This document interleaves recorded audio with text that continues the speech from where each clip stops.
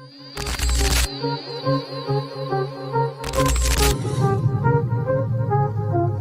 they think that I just come in there and look for knockoffs, and that's not the case. I'm actually a sharp, smart fighter. So, well, I'm here. Who wants to fight me? I really don't care who's in front of me. I don't feel like no fighter beat me.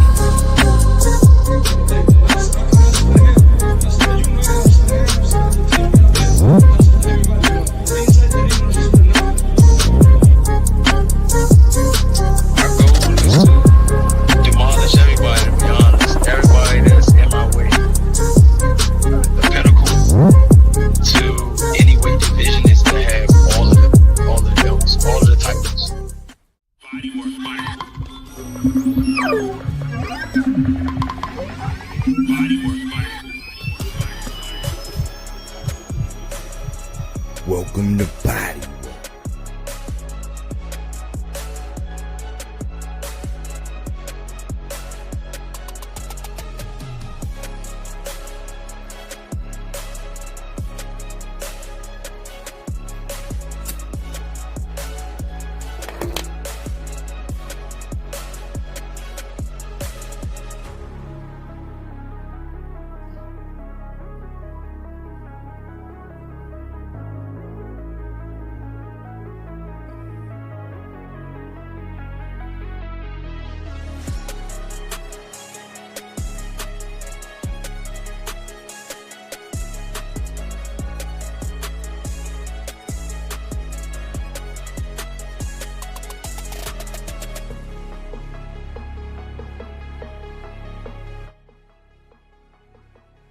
Welcome back. It's Michael Rogers. Welcome to Bodywork Boxing. It feels so good to be back. Man, we had an action-packed weekend full of boxing. And people are still leaning towards being toxic. And they just won't stop. But we have a great show today that we're going to get into. We're going to talk about the legend, Errol the Truth Spence. We're going to give him his salutes, his kudos. And, we're going to remain positive about the whole situation, even though it was a bitter pill to swallow, man. And my heart goes out to all the Errol Spence fans out there, and our guy gonna be all right. Our guy's gonna be all right, man. He's a realist, man. That's one of the things, man. He is the truth, man. He was named appropriately by calling himself the truth. Meanwhile, you got clowns like Timothy Bradley talking about big fish mites and all that. I'm like, yeah, but you ducked that, man. And this relevancy is the new drug. I tried to tell y'all that. Relevancy is the new drug. Clout chasing is a major side effect. Y'all know how y'all be reading them commercials like you might got diarrhea, so they want you to take this pill, but then you get, a crazy rash, heart palpitations, symptoms of gout and all that. Yeah, relevancy. When you hooked on relevancy, there will be symptoms like severe clout chasing, buffoonery, clowning, just double-mindedness, flip-floppiness. Those are all symptoms or side effects of that drug called relevancy. And I don't get it, but it is what it is, man. It's clear. It could be even more clear. I don't know how y'all don't see it. If you hear me talking right now, I don't know how you don't bear witness to it. But Sean Porter was hating on Earl all the way up through it. I mean, I understand neutrality because you calling in all this, but it's like them folks out there was straight up telling you, we got Tszyu, and they was saying, yeah, we got to go for our fellow countryman. For some of us, we just can't do that. It's just like we don't want to, we try to feel like we are uppity and like we can't do that. But it's like they certain cultures and certain places and certain nationalities, they can outright tell you, I'm going for them just because. We all know what a prime Errol Spence would have done to that Tszyu, you know, but it is what it is.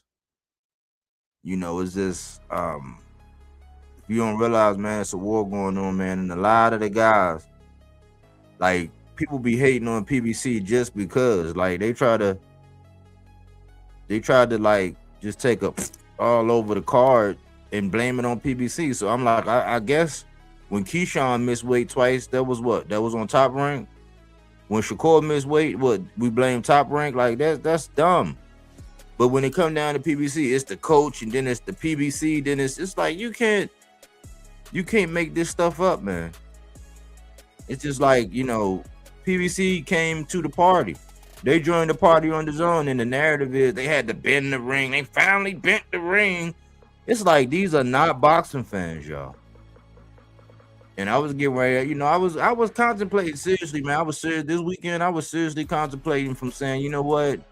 Because the boxers are changing and they're not nowhere near. You listen to somebody like OG Cass and you watch some of his material. Boxers of yesterday were nothing like the boxers of today. Nothing like it. Lately, I've been tuning into OG Cass because that's like my blood pressure medicine. And it's like, you know, the truth couldn't be more clear to me. You know, that the way Gladiators, that gladiator mindset of yesterday, Earl embodied it. But guess what? He just hung up the gloves. He embodied it, but like them guys, man, Cass was breaking it down, and one dude was fighting, Sam Langford, man, was fighting with one eye he couldn't see out of, and the other one, all he could see was shadows, and still knocking people out, still getting, you know, getting the mix. He's like, if I could just get close, I'm gonna rely on my senses. And they was fighting like 31. One guy was fighting 30 times in 1 year. One time he said something about somebody in the 43rd round. I'm like, 43 rounds? Were they 3-minute rounds? These boxers of the day, man, they pale in comparison. I know things change, you know, people evolve, but the nature, the spirit, that animal, that predatory instinct, man, is fleeting. We got a bunch of prima donnas out here, man. And Earl was the last. He's one of the last of the Mohicans. You know what I'm saying? We still got, you know, the Trollos out there. AC thinks that, you know, somebody has to, you know, like, pretty much retire these guys. You know, it come a point, and it's bittersweet. We seen what happened with Keith Thurman. Fundora did that. You know, we seen what happened with Jared Hurd. I think Resendiz knocked the chunk out his lip, and then the other guy that went on to Fort Laura in Laura's last fight, he went ahead and retired. He said, look, he said the same thing. Tszyu, you know what I'm saying? Tony Harrison, he kicking against the pricks, but Tony ain't. It might have been better for Earl and Tony to get it on for that last go round. It might have been a little bit more competitive, but like, you know, the last of the Mohicans is amongst us. There's only a few left. It's only a few left, man, that embody that throwback fighting spirit, man. So you're not gonna catch me disrespecting or trying to shame Errol Spence or eating no crow. I'm not eating no crow. I'm not eating no crow today. So if you're a hater and you expecting me to eat some crow, I'm not. I'm not. You know what I'm saying? I made my predictions. I said what I said. I stand on it. I still believe in Earl. I just know that Earl is a wild boy, man. You're a wild cowboy, man. That's all I can say, man. That man need like an extra. He need like his jeans need to be like 2, 3, 4 sizes bigger, man, because he got cojones in his pantalones, man. A lot of these boxers today don't got it. You know, I'm not gonna hold you, but I did want to, in my tribute, I did want to go ahead and play y'all something. It's mine. It's from my boxers to watch. And before I probably get copyrighted on this, but I don't care. You know what I'm saying? I'm going to do it anyway. So let me go ahead and play this for y'all to remind y'all, because like in the great words of Roy Jones Jr., y'all must have forgot. Y'all must have forgot, man, how bad this boy was, man. And we gonna see why Sean be hating. We gonna see why Sean Porter be hating on the man. But let me play this for y'all real quick.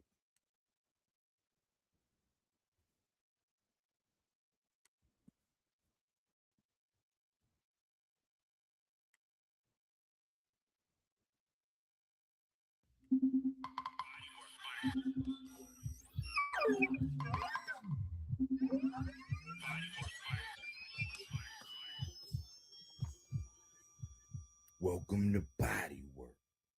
Please fasten your seatbelts. I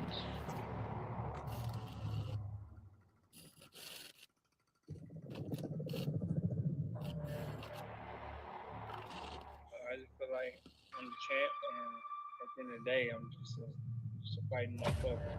Doesn't matter, inside or outside, I can just fight. So I just feel like if it gets down to the wire, we gotta lock it up. I feel like I'm gonna come out on top. I know I dig down deep. Hopefully they keep that same energy they have.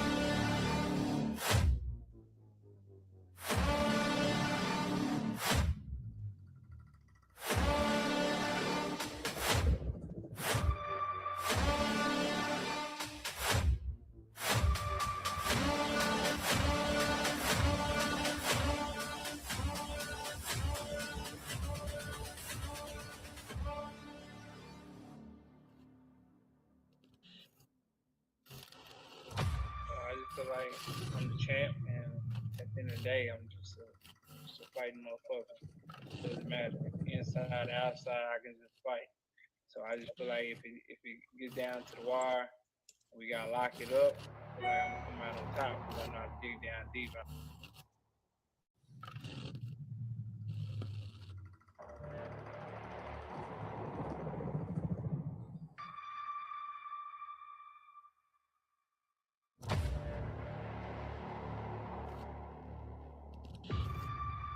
Hopefully they keep that same energy they have.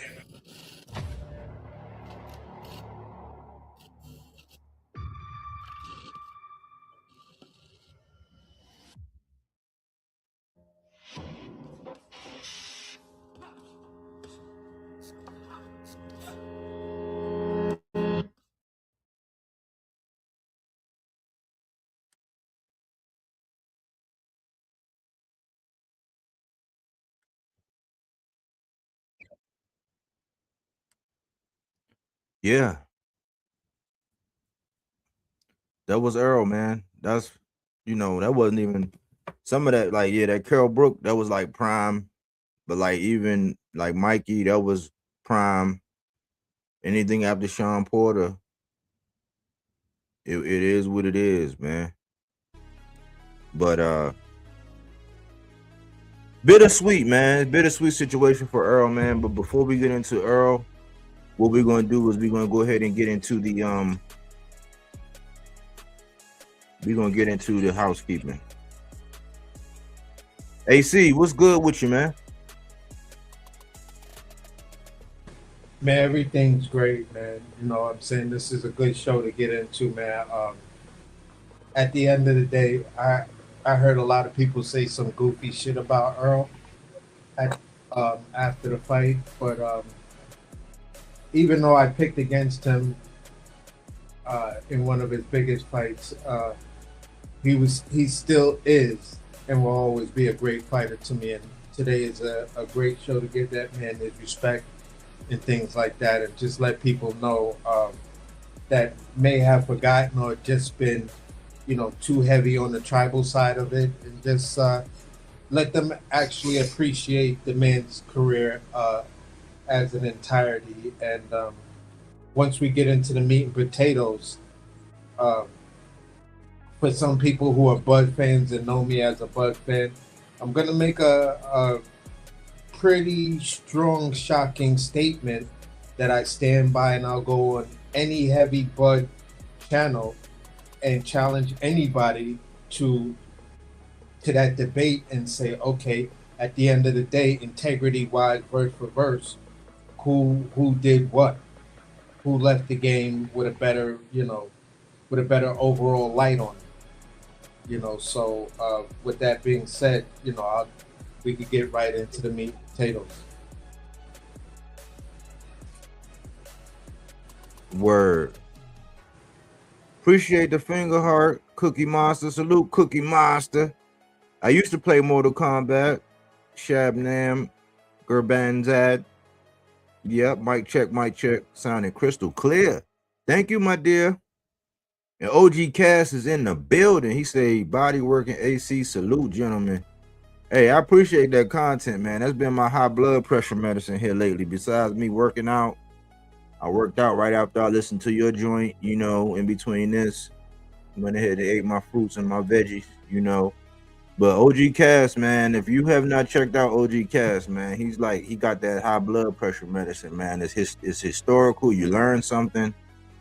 And it's a breath of fresh air to me, man. I wish I would have known this guy. He would have prevented me from going to a lot of places and kicking people's ball all over the fence, you know. But I appreciate what he do, man. Monday, Wednesdays, and Fridays like clockwork, man. He punctual, just like me. And might be that military in him, you know what I'm saying? Like, that's why instantly, man, I got a hold of that man channel. And it was like, man, like I knew him for a long time, man. So check out OG Cass Sports, a true boxing historian, man. And I just sit back and listen, man. I just sit back, listen, and learn. I learned a lot today. I learn every time I go there. I learn. I like to be mentally stimulated, man. Fuck all the crazy banter and all of that, man. I like to be mentally stimulated, man. So that's what we try to do here. So he fits right in. But that's my tribute to OG Cash. Check him out, man. You won't be disappointed. He should get more viewership than what he getting, man. But let me get into the housekeeping.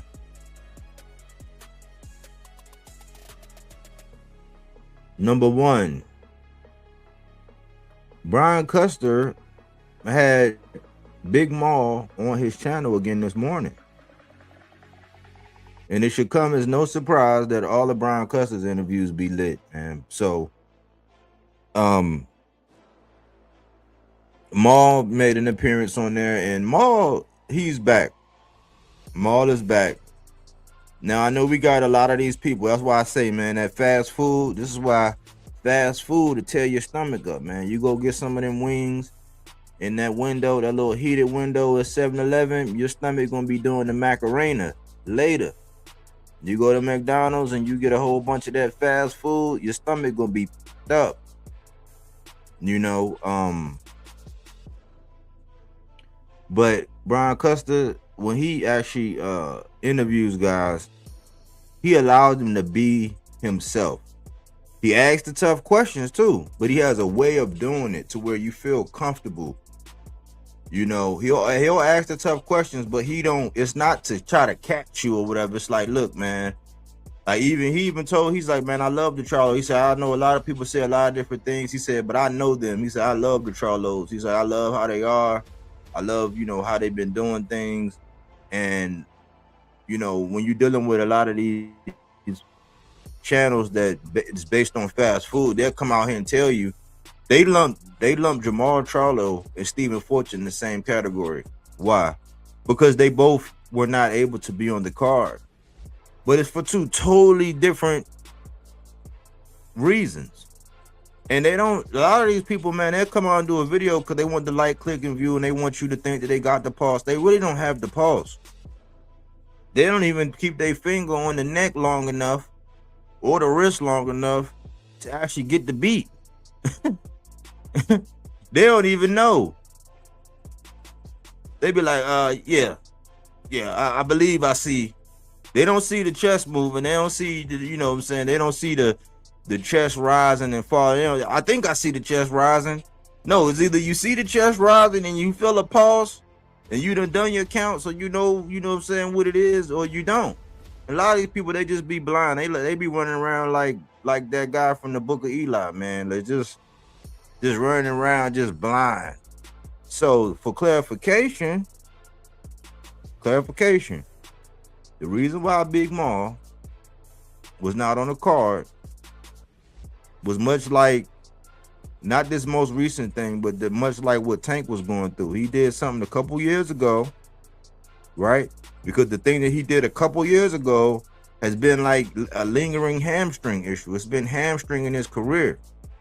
And whatever little thing that gets added on to it, it plays back into that. You already know when you're on probation and you in that legal system, they up your butt with a flashlight, a magnifying glass and a flashlight. So what happened was in 2024, Marcello got a DWI. I'm not excusing it away. I'm not trying to explain it away. I'm just here to give you the facts plus tax. He got a DWI in 2024. Here in June of 2026, he just now, so from 2 years ago, something happened 2 years ago, he pled guilty. So when they reviewed his visa, they basically said because of his character, then no, we're not going to grant you a visa. So he did the thing 2 years ago. So he actually has been getting better. He has been, getting his mind right. He has been training and doing everything. As he sowed a seed 2 years ago. He just now reaping the harvest of it, and his hamstring and what he got going on. These other people, because they want to be hot, they want to get the 1,000 views, they want to get a super chat, they want to get a like, a click, a view. They just came out. Even when he pled guilty, it was 2 channels that came out and said, yeah, he got a DUI. It's like, no, he didn't. He got that shit 2 years ago. Does it make it right? No, it don't. But if you're gonna be first, right? And if you're gonna be in the mess hall with your chest out, using your outside voice, then get your facts right. It take 5 to 10 minutes to sit down and research the information before you put it out there. If you don't know all the facts, and you can't even go by what somebody else said, because a lot of the time they be like, yeah, my sources tell me. And the sometimes sources, they're just like rats. They be wanting to see, okay, who can't hold, like, cause loose lips sink ships. So sometimes they put stuff out there just to see, okay, I told this one that, and let's see what the internet gonna say. Oh, okay, so yeah, we know this guy right here, he got a little, he run his mouth. That's what they be doing. They be priming y'all. You don't even know it. And then you got a whole bunch of people, because you infatuated with this content creator and you enamored with his personality, and you think he's so funny and charismatic that you getting led by your nose in the wrong direction. So he didn't go in depth. I went in depth because I seen how people were trying to apply all this bullshit to the PBC this weekend. And I'm like, the PBC don't got nothing to do with that. They don't. PBC ain't got nothing to do with Stephen Fulton. Fulton made all them excuses when he came down on Shockey. That's why I'm all for Stephen Fulton. I think deep down, I think he's a good guy, but like the way he be moving and all these excuses, and it's always something. It's like, listen, man, I don't know how. You know what I'm saying? Maybe I would have to be in this position to actually understand it, but it is no way, if you're gonna pay me millions of dollars, that I'm not gonna be able to wait for the, like, I'm pull a Bud. I will pull a Bud. Bud said he wouldn't eat for 2 days back when he was down at 135 and all that shit. I know I go longer than 2 days without eating. I fasted. I went on fast for like 30 days, 21 days. I used to do it all the time. I still do it every now and again. Not that long, but I still do it every now and again. But it is no way I would get paid millions of dollars. So the man, there's 2 different situations. Jamal got hemmed up for something he did 2 years ago that came back and bit him in the tail hit recently. He had every intention on going over there. Plus, he said he'd been traveling, out and about and abroad anyway. But, they wasn't going to let him do that in Australia. Some places are more finicky. I remember even when Kambosos, because remember, when Kambosos won, y'all know who he wanted. He wanted Tank. And Tank and them was like, nah. And I think he already knew at the time that it might have been some issues with Coach Calvin going over there. I don't know. But Tank and them, they did travel before, and he did go international or whatever before. It's been a minute ago, but he went international before. Some countries are a little more strict than others. They're not gonna let you. They're not gonna let you come. Remember when Bill was having an issue? They thought they might not even let Bill, and then at the last minute, they allowed Bill to go over there for Devin. So Australia just one of them picky places. You know, yeah. Was it Maul's fault? Yeah, in hindsight, yeah. But it was from 2 years ago. It wasn't nothing recently that he done. But to paint the narrative and to ride the train just like everybody else with the PBC hate and all the black fighters, black and brown fighters, because even David Benavidez is getting some of it. In natural hating fashion, people just ran with it. This is different than Stephen Fulton. Stephen Fulton missed weight by 6.5 pounds. He missed weight last time. He had the WBC basically do some weirdo type stuff by putting that 135 strap, interim strap, the one that interim strap for the seat that Shakur had once held before he got, you know, stripped. They had did that because Stephen Fulton missed weight. They made concessions for him. There was no fake outrage for that. Why? Because everybody was thinking that he was going to be able to beat O'Shaquie, and that was far from the truth. So they did that. And here we go again. Stephen Fulton messed his own self up this time. He asked him for 133. He said that he had put it in weeks ago. And it even goes back to what happened with Errol. Because everybody was trying to make that into a whole big ordeal. But the only reason why Errol and them wanted the 160 instead of the 158 was because they were supposed to get over there 2 weeks earlier, but I think they were having some issues getting over there. So he's like, look, man, if we can't get over there, because you got to think about travel time and the delay and all of that kind of stuff, that when you're at stateside and you can just go straight, like you don't have to make any special concessions like traveling and all that, and that's a far away place. I think it take like 2 days to get over there. Well, it take a long time to get over there. You got to get acclimated. So that's the only reason why that fight got moved to 160 instead of 158, because of the travel and the concessions that needed to be made. Because it interrupts your training regimen where you normally have you're at the location, you're getting acclimated there. Like if you go to Vegas, you're probably out in Vegas for 2-3 weeks before you even got a fight if you're gonna do that. So there is no interruption. There ain't no I gotta stop doing this. No, you can train and make weight and cut weight and do whatever it is with no, you know what I'm saying, no issues. But when you gotta travel to a location like that, concessions have to be made. So I understand in part for Stephen Fulton, because yeah, it was going to interrupt you, you know, but you made that excuse last time. When you getting paid millions of dollars, you should have already been on it, especially if you know where you campaigning. But guess what the truth is? He know, just like Navarrete. When Navarrete went up to 135, he got his pack busted by Baranchek. And Keyshawn, you know, busted Baranchek easy work. But we see what happened whenever Navarrete get up to 35, and that's what's going to happen. That's why Stephen Fulton is probably playing that game. So there's two different things, man. But Maul didn't go in depth on what I just went in depth on. He just went in depth saying, yeah, this was some old charges that came around, and he basically came out and said that they said something about his character, and that's why they didn't grant the visa. It has nothing to do with the PBC. But Brian Custer had an interview. Why? Because Maul was comfortable. He was back. Like Maul was talking the way he used to talk. Just go back. Don't take my word for it, man. Just go back and look at that interview. I think they were on for like maybe an hour or hour and a half before he actually came on. So you might have to, if you just want that portion, you might have to fast forward through something. But go back and listen to Maul and what he was saying and how his mindset is, man. Go back, man. Go back, because he's one of the last of the Mohicans. Mel, we seen Mel do an interview with Brian Custer not too long ago, but Mel been kind of quiet. He's been a little bit more quiet than I want him, especially with the long layoff that he's had. But we want these guys to get back, and I believe that Maul broke the news that he's going to be on that August 22nd card. So we're going to see Big Maul, and I like the way he's sounding. I like the way he's talking. So check that interview. That was lit. Number 2, the Dev and Key saga continues. Oh, Cassie, I apologize for not answering your question. I didn't see it until the live, and I'll answer on Wednesday show because it's kind of a long answer. Appreciate the respect. Yeah, and he say facts. Australia is tough. Yeah, it's no biggie. I know you was wrapping it up, man. I know. That's why I try to not take over the show and stuff. That's why I be more quiet when I go different places, because I really be just there to just blend in with everybody else, man. But I was just wondering, with that many rounds, are they 3-minute rounds? Because that's a long time to be fighting.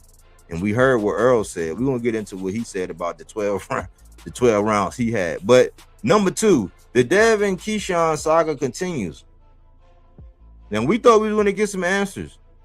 Here we had, where it actually made it the purse bid. And I told y'all, big fights don't make it they typically don't make it the purse bid.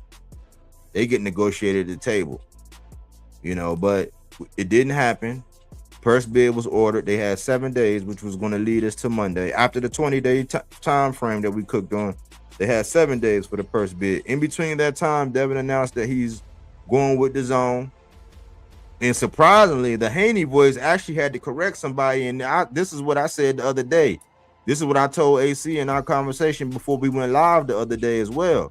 When Devin signed up to the zone, because I heard a clown from Florida sitting up there talking about, yeah, that makes him up. That puts him up there with the top ranks in the zone. No, it does not.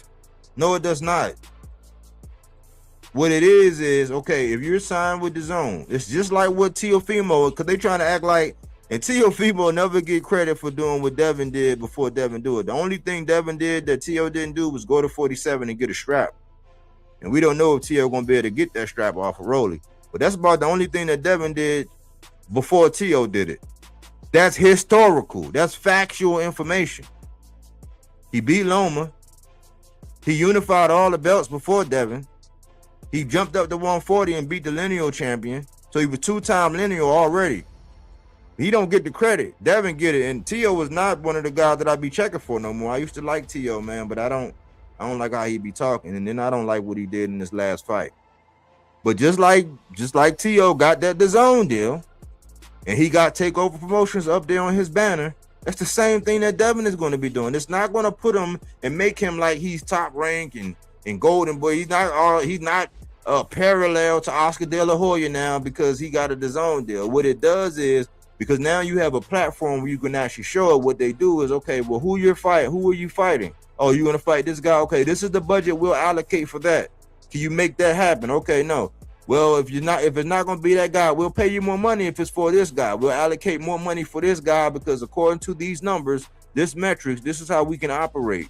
And that's what that is. So he's no longer a man without a land. And I was saying that if he did get with the zone, right, and then he goes and do what everybody else was saying, like he's going to go look in a different direction and try to fight somebody else, he's PUSSY. And if Keyshawn play hardball and he try to go do what people were speculating and trying to go over there and get a Frank Martin looking back, because Frank Martin was at 40. He just signed with Top Rank. But if he was going to take Devin through all of this was just a play for Shakur and Keyshawn to get Devin to drop that strap. And I'm not the biggest Devin Haney fan in the world, but I give credit where it's due. I respect him for the Brian Norman thing. I want him like, okay, look, Devin, we can turn the corner. I'll turn the corner with you if you get right and you fight the fights that you need to be fighting. Because you already know you belong at 54. So I'm not like, I was already saying, why Keyshawn? Because, you know what I'm saying, but it's a big enough fight. I think the fight has enough interest to where it's like, okay, cool, we'll accept that fight. That's a good little fight because Keyshawn gonna let his hands go. And he could, you know what I'm saying, expose Keyshawn if Keyshawn not disciplined or whatever. We don't know how that fight really going to go. A lot of people speculate that Keyshawn going to bust his pack. I'm not sure. Keyshawn is kind of like a wild card. I do know when he get in there, he's going to try to hurt you. He ain't going to be trying to poke you in your navel, tap you behind your earlobe. He's going to be trying to put hands on you. Whether he can cut the ring off and make Devin, you know what I'm saying, sit still long enough for him to touch him. I know he do some good body work. I'll give him that. And he's an entertainer. He's a personality. I don't like Keyshawn's actions outside the ring. I don't like the flip-floppiness, the double-mindedness, all of the excuses when he missed weight. Nobody said nothing. Nothing. But the saga continues. Why? Because we thought we was going to see a live purse bid. And all the Devin Haney fans like, yeah, I'm actually going to pop some popcorn like it was the draft and shit. They was getting ready to watch the fucking thing. I said, man, listen, y'all are talking about this purse bid like it's something to be celebrated. This is actually an embarrassment. You don't want your fighter to go to purse bid, bro. But since casuals run boxing and boxing talk, then this is where we at. And they gave them guys an extension. I was like, what are we extending for? What are we extending for? And this is one of the things I don't like about Devin. Do y'all notice how all of the negotiations with Devin get messy and get all out of control and out of order? All of them. Especially when it's like, not when it's somebody that we know, not when it's one of the Cougars that he select, but when it's somebody that might pose a threat, that shit get messy and drawn out. I'm like, man, it's like, God dang, like, why every time it's a decent fight that people might want to see, y'all just trying to get, like, y'all make everything like Earl, like what Bud was doing to Earl. Y'all make everything like that. Everything, every time. We didn't hear all this shit when it came down to Jose Ramirez. We didn't. We ain't hearing all this when it came down to Alberto Santiago. When he came over his first time over, like when this negotiating, we don't hear nothing. It's because, yeah, you know, you got that pegged and it's gonna be down. We ain't even hear this when it came down to Regis, coming off that horrible Zorilla fight. But anybody of note, because remember, this happened with Brian Norman. Brian Norman was on vacation, fresh off of knocking out Jen Sasaki. Spiked him, knockout of the year. They wanted that man on vacation to start drug testing and made the shit all along. The only thing that saved him is Turkey came in with that bag. That bag, he came in, he dropped that bag, and everything was with everything. But anytime that there's somebody of note, somebody that's decent on the other side of Devin, shit get ugly and drawn out and messy and all in the media and all, you know what I'm saying? I don't get it. You know what I'm saying? But that saga continues. Salute to Miss Coleman, Bodywork. What a weekend, but I thought it was a draw. I don't care if I'm tripping or not, but it's cool. I saw what I needed to see. But got an easy win over EJ. It's simple and clear to see. Yeah. A draw, maybe EJ could have won. I don't care, but it's cool. I feel like most EJ haters got what they wanted, was to see EJ lose either way, and it's sad. I'm mad at all the EJ hate. Yeah, man, we gonna get into it, Miss Coleman. Yeah, it's a lot of people celebrating. Like, man, people are having like festivities. I'm like, man, that's an indicator that people are not real boxing fans, Miss Coleman. This is some gang type stuff, and people do not care about the longevity of the sport. They don't care. Like, I heard somebody say, since I'm on the Devin and Keyshawn saga, it fits right in. I heard somebody say they was a diehard EJ fan, and they rolled right into saying that's why we got to get behind guys like Devin, because he wants to fight everybody. I'm like, how does he want to fight everybody? And he's the guy. He's on Mount Rushmore. He's pound for pound, number 9 and all this. But like, we at purse bid, but he want to fight everybody. Let alone he just turned down he started that PED stuff with Ryan and all that banter from that talk, which is the rematch that everybody won. That's the most sensible, logical fight. That's the biggest fight that Devin could have, because it's a rematch. There's history. That'll be game 8. Because remember, he got his pack busted by game 7, and that got wiped away because of Osterine. So he said no to the Ryan. He came out. He said, yeah, the money looked good. The deal was good with Rolly and all that. Then he only did book in those negotiations and say, oh, the money wasn't right. Well, how was the money right to begin with, but the money wasn't right to end with? And now everybody running with this whole DHP promotion. They up there with Top Rank and all this, but he didn't want to fork over the money to be a real promoter. That's what exposed him in that vein that AC be talking about anyway, with the Rolly situation. But he want to fight everybody. He turned down the 70-30 with Tank and said, I don't like the way he talking to me. That would have been the biggest payday of his career. I don't like the way he talking to me. And then he tries to push for Shakur. Out of all them names, out of all them names, what's the one thing that Shakur, you don't got to worry about getting your pack busted with Shakur. Why were they vying for that fight so bad? Because Shakur can't crack. Keyshawn can crack. We in purse bid. Tank, he can crack. I don't like the way you talking to me. Rolly, oh yeah, the money was right. Oh no, but the money wasn't right. Rolly can crack. Ryan, he got cracked by Ryan. And I told them over there on the Haney, I told the dude, I was like, man, you had one of the most beautifulest calls when you were talking about Earl and everything, and You know, he really expressed it. I was with him, but then as soon as he moved over and said that shit about Devin, I said, man, you lost me, bro. Don't ever put Errol Spence in the same category as Devin Haney. That's disrespectful. Respectfully. Number 3. Everybody needs Tank. And I hate to do this, and y'all know that I'm one of the biggest Tank fans on the planet, but like, it's crazy how before every fight they use his name to build him up, like even over on Zuffa Island, the Isle of Zuffa Monroe as AC call it. You over there on Zuffa, bro, you got your own shit going on over there. Everybody use his name to promote their fight. Everybody. The Ring Magazine be doing episodes on Tank. I'm like, well, look, if y'all don't want me to talk about him because he inactive, and people be telling, oh man, you can't, we not including him because he's not active. Okay, so if he's not active, why do everybody proactively use his name to promote their fight? You even had Dana talking about, yeah, I talked to Tank, and then Richards and Hitchens have a beautiful, wonderful performance. I hate the guts of his character. I hate right now, but I can't knock his skills. He was smooth as a Cadillac last night. I ain't even gonna lie to you. He looked good. Guess what he do? Call out Tank. That's what Dana White said. Oh, I talked to Tank. Tank. But Tank ain't shit, right? Tank still run boxing, y'all. Inactive and all. I just don't do videos on him because I'm like, look, I'd rather talk about the people that's inactive. I commented on one of his posts the other day. I said, man, just stay strong, brother. Because it's like everybody use your name. It's okay to just shit on this dude. This dude got a 93.33% knockout ratio. And most of the dominant figures up there besides Devin Haney at the welterweight division, Rolly, Mario Barrios, Ryan, he stopped them. All of them. People don't give him no credit. But they need him. They use his name however they want. They can say anything bad, but they don't give the man no credit, and they just use his name. It's the most disrespectful thing in the world. Because if he ain't shit, if he ain't about this, and he don't fight nobody, why everybody want to fight the people that he fought? Why everybody have one of their best performances and then call him out? 2 weight classes above where he's campaigning at.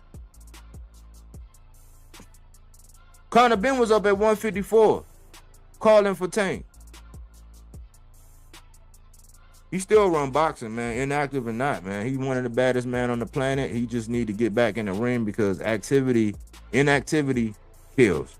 That's the housekeeping. Let me see. Purse bid is funny as fuck, and their fans act like they act like that's a good thing. Africa got his big weight bully ass out there last night and called out Lil Tank. Yep. The hate is real. That's what I'm saying. He just totally flipped. He hanging up Belonga butt, and then he don't even realize that none of these people embrace you like that, bro. They treat you like a wooden nickel, man. They treat you like the redhead stepchild, and he don't see it. He just want to be down like Brandy. Shakur just took a fight. Shakur took his fight, gave it to Keyshawn, and he's still riding with Shakur. He don't even see it, but he's part of the extended friends and family network. He even said, yeah, but if it was to come down to Shakur, it would have to be life-changing money and all this. Okay. That was crazy. If he didn't like how Tank was talking, that's all the more reason to fight him and shut him up. But Devin knew he wasn't capable of doing that. Exactly. But that's the housekeeping, AC. What you got on it?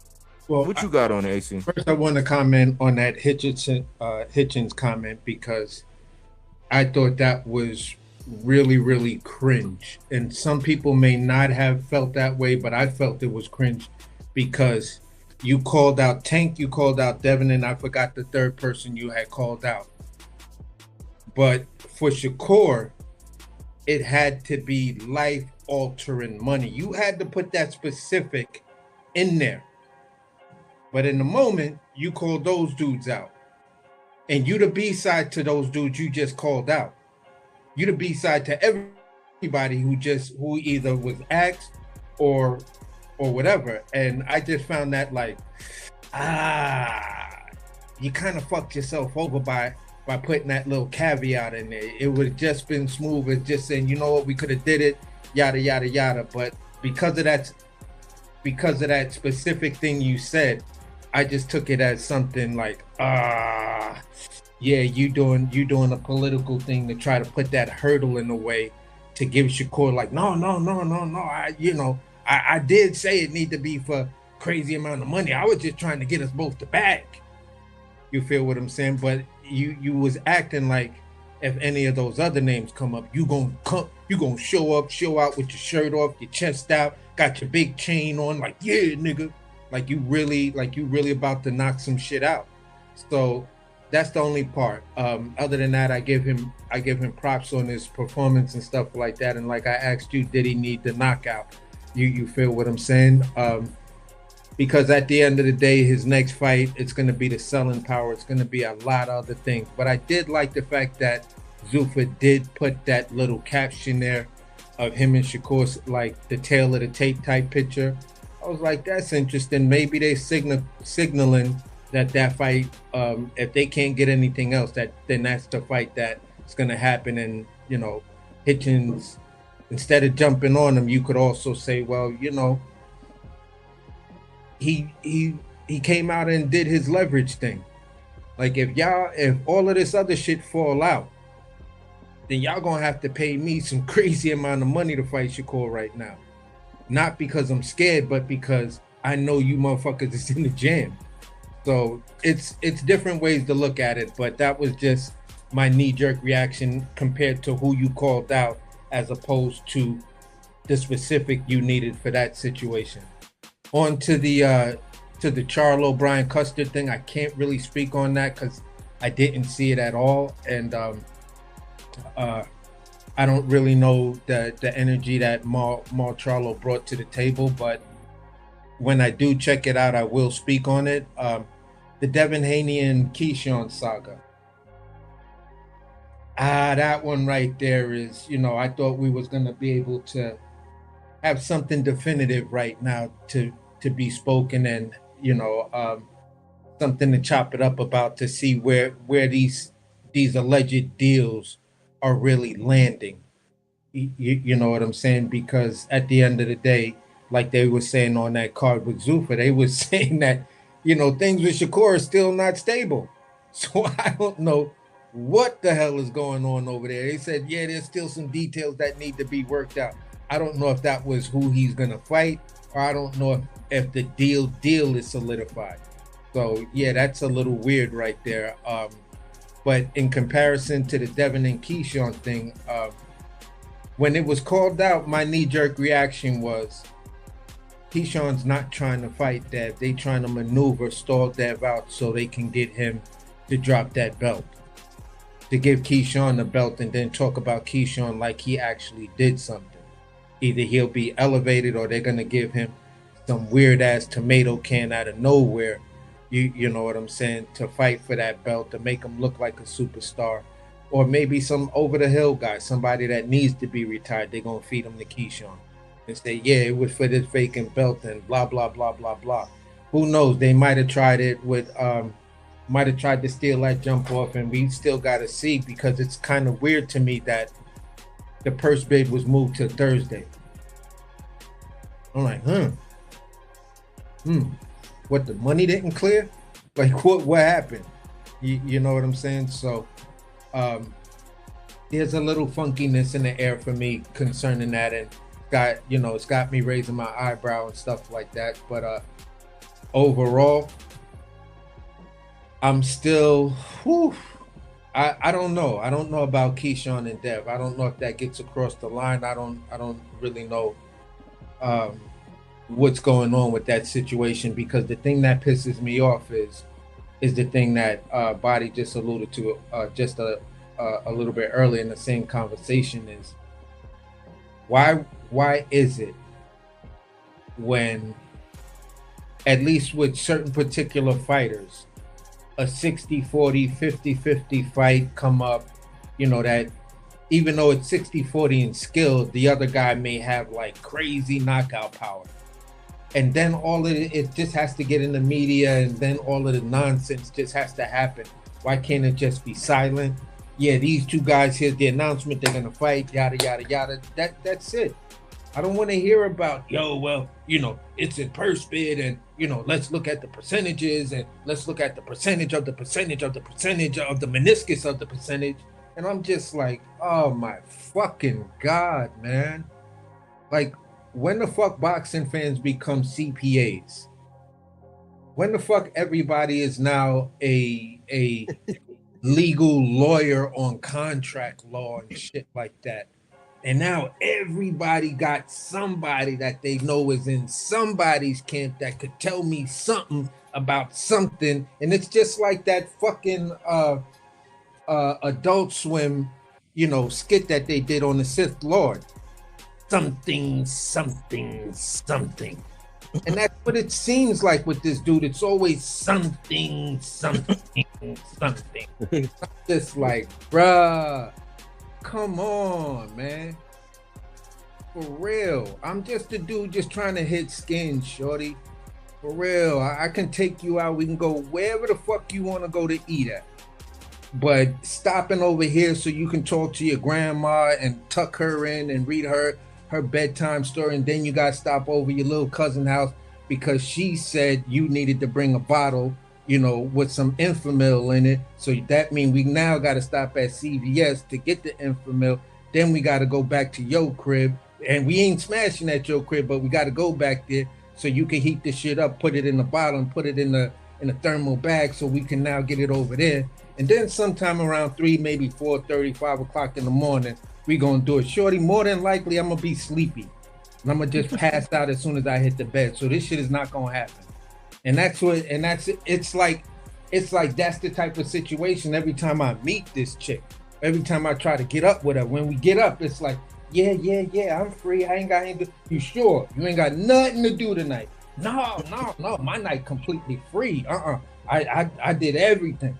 All right, so I'm gonna slide through and I'm gonna pick you up at 7. In fact, just to make sure we can get this shit popping, I'll be through in about an hour and a half.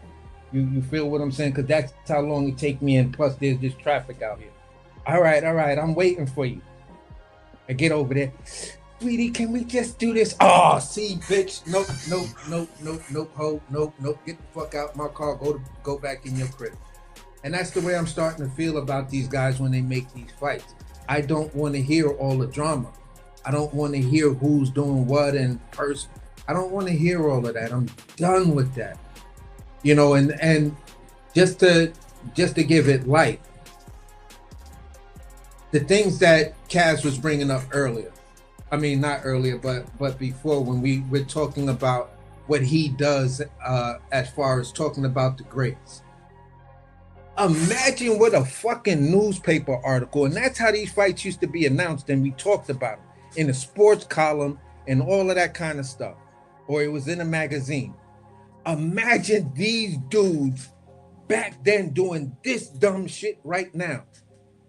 Like the newspaper would be like, look, we can't publish anything else because it costs X amount of money to publish the paper. And all the drama between these two motherfucking fighters is the whole goddamn paper. It's the whole magazine. We can't cover these motherfuckers because they just too full of shit that we can't get shit out of them. So for me, I'm just like, you know what, man? Boxing media, fuck them. Just everybody say, you know what? Until you motherfuckers make a fight, I ain't talking about your bitch asses. If it's in a purse bid, that's not a good thing. We're not gonna shop the purse bid drama like, oh, they had purse bid. Yo, shit really got thick right now. I gotta watch this. The purse bid gonna be better than the press conference. Like, are you stupid motherfuckers serious?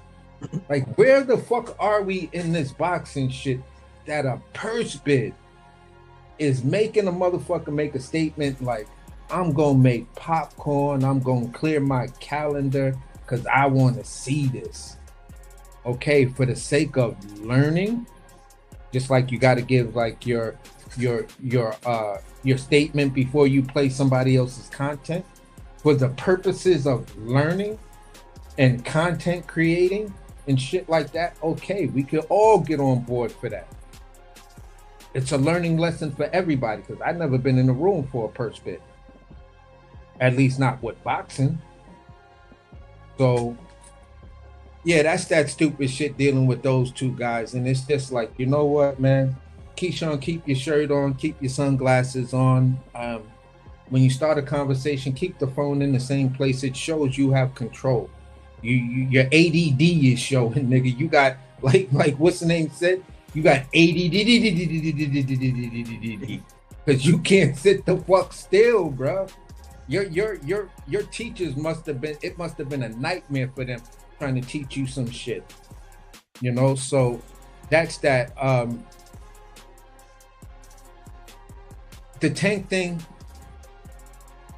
That's, I don't know.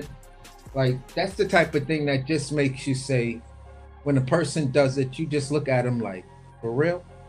I was expressing the body that I was talking to this, I was in this debate with this cat, right? And I was trying to bring up some stuff, and I was talking about some things about Shakur, right? He was a heavy Shakur fan, so we got into a debate about Shakur. And I brought up some points that the dude just got fucked up on. I was like, bro, at the end of the day, you cannot explain to me a matter of integrity. Who showed more integrity?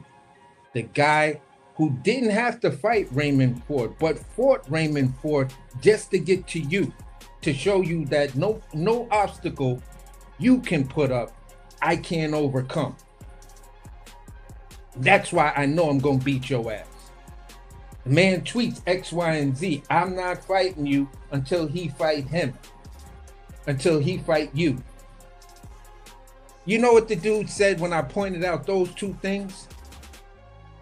Yeah, but what about Tank? I had to be like, oh boy, just used this safe word. Conversation done. That's his safe word. He told Shorty, nope, my safe word ain't pineapples, it's Tank. You feel what I'm saying? So for me, he kept on trying to talk after that, and I was like, bro, you already said your safe word. Anything you say after that is irrelevant because you already said it, nigga. You tapped out already. You can't debate me no more. You went there with it, bro, and that wasn't even a cook. That was just the reality. The cook would have been the dumbass answer you would have tried to use to justify it. That's when I would have cooked you. But being that I didn't even get there, you just went straight to the safe word. Bruh, I don't know what to do with you now, man. I really don't. And I was just clowning him and joking with the dude, and he started to get tight with me and nah, see, you full of shit and you this. I said, it don't matter. You can call me all of that. I will never use a safe word though. You just did, nigga. For real.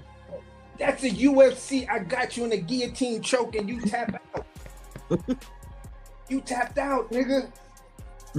Yeah, but no. See, the thing is, they try to say Tank, and I was just yelling out Tank and everything he was trying to say, and it was just like, all right, bro, just leave it alone. Just all right, we done now. I had my fun. Let's move on to another topic. And I had to tell Cam J, yo, Cam, you know, blah blah blah blah blah. Man over here using safe words, bro. That's not a good look. So with that being said, that's how I view people moving forward. If I'm cooking you over here and we're in a debate over here, and you wind up, you know, bringing up Tank, I'm gonna be like, bro, all right, you lost the debate. That's your safe word. Tank has nothing to do with this. He has nothing to do with this. He's just a 5-foot-something guy with a 93% knockout rate that y'all say don't want to fight nobody. So why is he so relevant in this situation? You know what? Don't even answer it because we only hear because of your safe word usage. For real.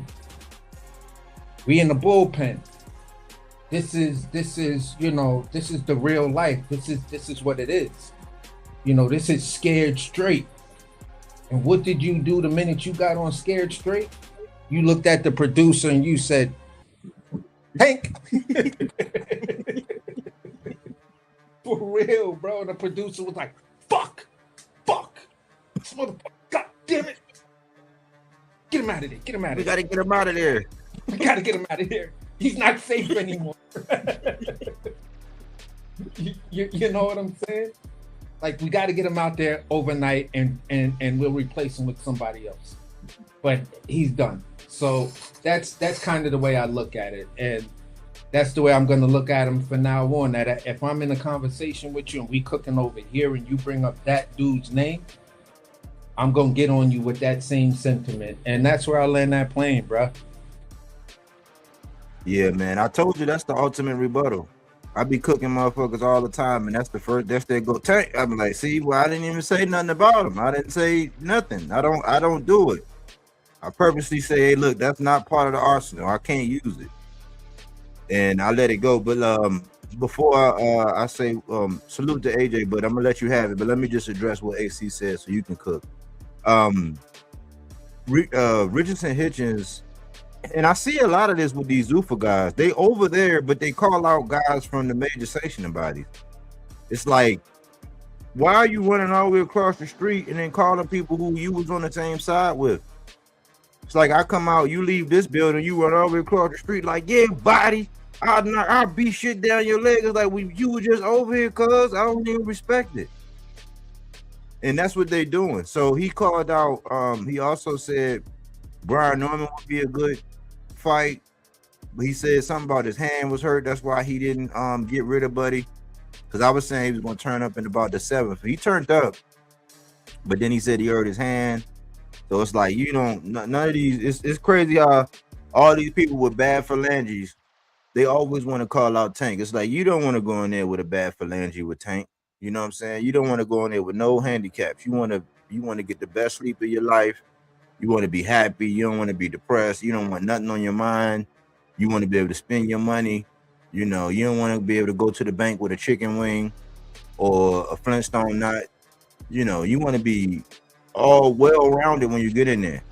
So it's like, handle your hand. But he called out, he said Brian Norman. I didn't hear him say Keyshawn. But it's kind of weird at that 47, so I don't know what they're going to do with him.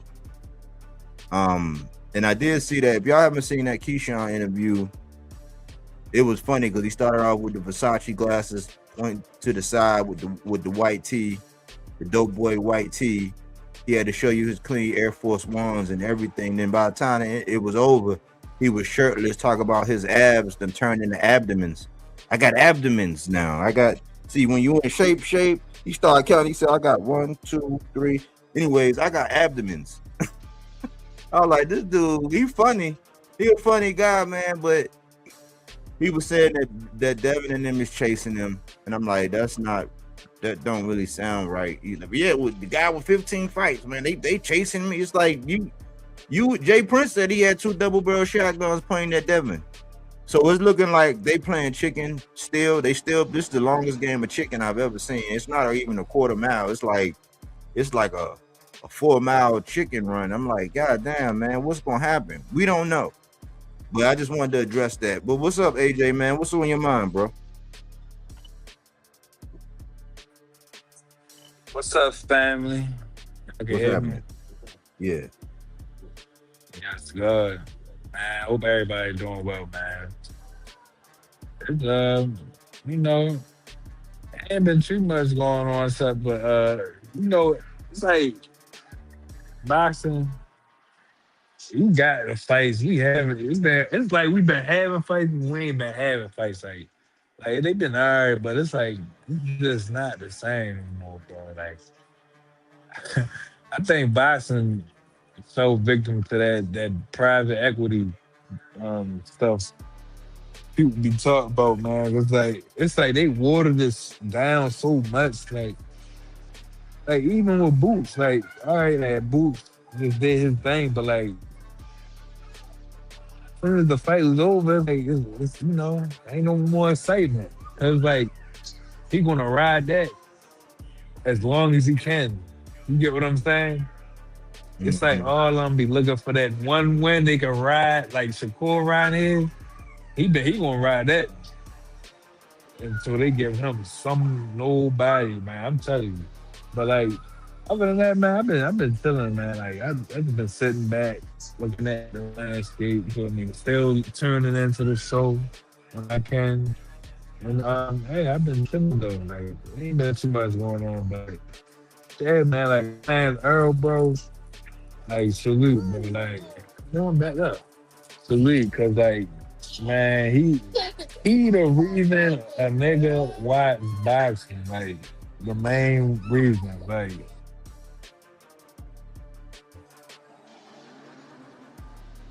he the main reason, bro. Like when I say it's gonna be sad seeing, like, cause I know the twins.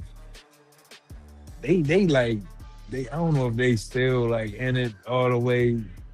I could kind of see it, but it's like, damn, bro, the end of an era, and now we left with the brother era. We left with the sissy. We left with the sissy. Oh my God, bro! Is y'all even thinking about that? Like when y'all not on YouTube, like damn, they really leaving us with this bullshit, bro. Like I don't know if I'm gonna even watch a Shakur fight ever if he don't fight nobody. I'm not watching them, bro. I don't want to see this watered down version, like no knockout, no nothing, everything all pity patty. I ain't ready for that, bro. Like I don't know, but we need the heavyweights back, bro. That's what's wrong with me. Bodywork. We need the heavyweights back.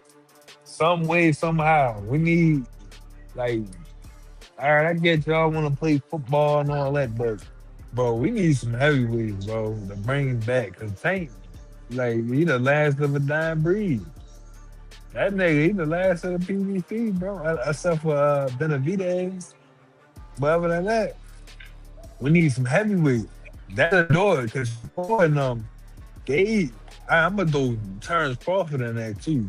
They make the boxing look garbage. Like I wouldn't even want to watch boxing when we got them representing.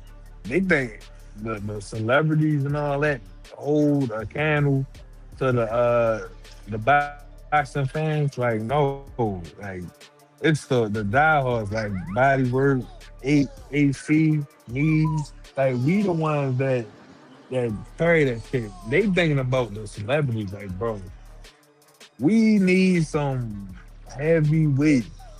Not these little guys, bro. Cause they too 55 and bro, this man Shakur is on Twitter as we speak, talking about how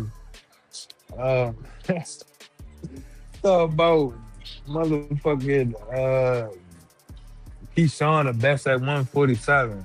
Motherfucker, why did you go up there and be the best at 147? Like he's gonna be there. I'm just watch. Bro, and you're not gonna fight him. Like, what the fuck? But it's like, yo, that's my bad. I don't want to get into this one, bro. Salute to the chat now. No, you good. You good. I mean, that's what it's here for. I mean, but I don't know. I mean, how can you be the best when you ain't showing it? That's why I be saying the benefit of the doubt. Like, I'm not giving nobody no benefit of the doubt. We rank everybody over the court. I took heat. Because I said, look, I want to see Boots against this kind of style. Somebody with some nuances and all that. Oh, you just hate Boots. So I hate him, but I bought tickets and went up to Atlantic City to go see him. But it's like we put them all on the scale saying, man, we not giving nobody no benefit of the doubt until we see them. Because anything can happen. We didn't know Josh Kelly was going to get his hand raised when he got in there with Baccarat, but nobody wanted to fight him. Virgil them said it was the IBF. Boots had a belt that would all he had to do was petition with the IBF. It wasn't guaranteed, but more than likely because the man was out for 15 months, they was going to grant it. And you had the leverage because you the champ at the division below. So why not? Why wouldn't you be able to do that?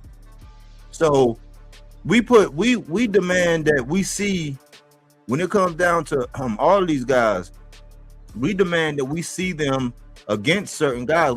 I'm not giving them, especially the Brat Pack. We're not giving the Brat Pack no benefit of the doubt. We got to see it. You know what I'm saying? And like you said, Shakur, he's riding off that Teofimo loss, but I'm like, wake me up when somebody can tell me whether or not he was the first one to beat Teo. He wasn't.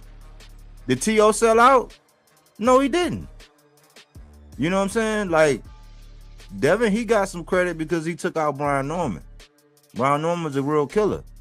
That's why I eased up off of him after that. Now I'm back on him because it's like, okay, after that, keep your momentum going, bro. Stop going back to the Cougars and all the crazy stuff. Keyshawn, he beat Jermaine Ortiz. Was Jermaine Ortiz a champ? No. Like, did he fight anybody at 47 to show how he gonna be? Because we seen the difference in T.O. from 35 to 40. I'm not giving none of them the benefit of the doubt until I see him get in the ring with somebody. Well, what's up, Trini? What's up, Trini, man? Salute. Yo, salute panel, salute Bodyworks, man. Glad I Salute. caught the live finally, man. That's what's up, man. It's been a minute. Appreciate you. What's on Yeah, your for mind, sure. man? Yeah, man, I've been tuning in, man. I've been seeing what's going on. Y'all think I'm scared? You keep repeating that, I'm gonna say yeah, man. Shit. But yo, I don't know, man. I think Bill Haney's plan is working out, man. You know, to keep the Debo mentality, the Debo, you know, thing going. What do? You pull up a guy that never fought at 147, you know, and then you try to line up another guy coming up to 147. Devil fuck around and fight one more actual 47 pounder and can unify. If this go the route is looking. And I'm disappointed, man, because I like what I seen with Dev at 147. I think at 147 and 154, he can't hold the way he holds at 140 and all that. So you're gonna see him, you know, put a little bit more pop behind that punch. I seen some footage with him hitting the bag. He's got a little power there, man. So I was looking forward to seeing him at 147 against 147 pounders. I'll take the Keyshawn fight, but it's dragging too long, man. You know, B. Norman already had his comeback fight. Keyshawn B. Norman could have been worked out. They was both on the same card. I think that's the angle that Keyshawn was taking. But I think they was around B. Norman too much to see that his mentality too strong, that he gonna be focused. I think the next person in there with B. Norman gonna learn that this kid is for real, and that loss only made him better. That's my guy at 147. That's who I'm riding with. You know what I mean? I'm hoping he get another belt. Hitchens got a battle of Power, and Power is 147 champ right now. He's another one I want to see more of at 147. He's always had that pedigree of a good boxer. He looks like he barely sits down on his punches. But that'll change, man. If you put him in there with the competition, I think you see what he's worth. But they need to get the show on the road, man. I'm already looking at my youngins, man. I'm looking at the Keith Colognes, the Teasleys, the Elijah Floreses of the world. You know, Najee Lopez and the young guys coming up, man. So these guys got to get it popping, or they're gonna get forgotten about, man. The real hardcore fans, we like what we see coming. I like the pro boxers. Hold up, I got some train pulling by real quick. Let me get up. Yeah, I'm with you. The Abdullah Masons, I'm on to the Abdullah Masons. Even though Shockey ain't young, but the way they moving, like the guys that's moving the sport, that's pushing the sport, that's wanting to smoke. You know, I see a burgeoning love affair between Lamont Roach, because he's fighting this weekend. So we good to see that, and him and Shakur, they bantering. But the other name that AC was thinking of, Richardson Hitchens called out Ryan. He said Tank, Devin, and Ryan. And Norman too, no? He said Norman. Yeah, it was like an afterthought. Yeah, it was an afterthought. But yeah, he said Norman. That's the quickest way to the death bag. Show me what you do with Norman if you want the death bag. And that's what Keyshawn should have took. You know what I mean? He should have took that route. Because you beat Norman, you get that back. It justifies the fight, man. People will push for it and demand it. But it's not an easy task, man. I think that kid's locked in, man. And I would have Norman land. Who? You haven't beaten who? Keyshawn? It's his whole style if he lands. He'll change his whole style in there. The guy get on the bike. I will have Norman beating Hitchens. But it'll be a good fight. And I'm looking forward to it. But like I said, man, I'm ready to see these younger guys come up and do their thing, man. Mason, he passed my eye test, and he's showing me my eye's still elite. My eye's still all right. I like what I see from that kid. Yeah. I agree. That's why I say, man, we got to stop AC on board now. I heard him say something earlier today when he was cooking. Man, we got to stop giving these other guys attention, man. Like, we got to treat them like they don't exist, man, until they do what we want them to do. That's just what we at, man. because And they're as long, overshadowing. yeah, I'm go sorry, ahead. I just want to get this one point. They're overshadowing certain young guys because and the weekend of the core Theo fight when Zayas fought in Puerto Rico, that was the first weekend in January. It was a heavy weekend. But that Friday, Pro Box had a card and it showed 8-round fight. Yeah, an 8-round fight. It was Elijah Flores against a kid named Tszyu. I never seen Tszyu fight before, but I'm a fan of his now. Elijah took that loss. You know what I mean? And he's the guy that was pushing. But it was the best 8th round I ever seen. And I still haven't seen anybody, speak on it. I haven't seen Elijah line up another fight. I hope they don't throw him away.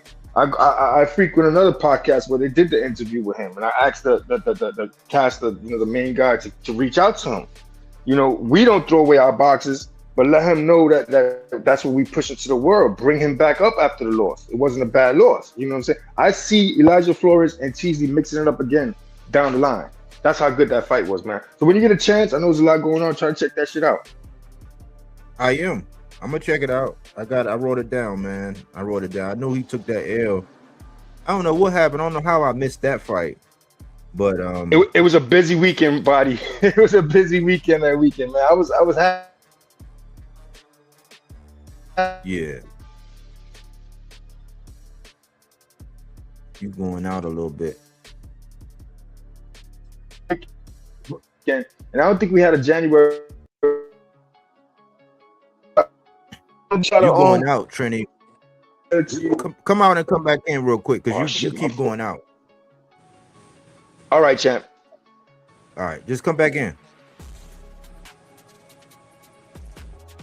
But yeah, man, let's go ahead and segue. We're gonna let Trini go out and come back in.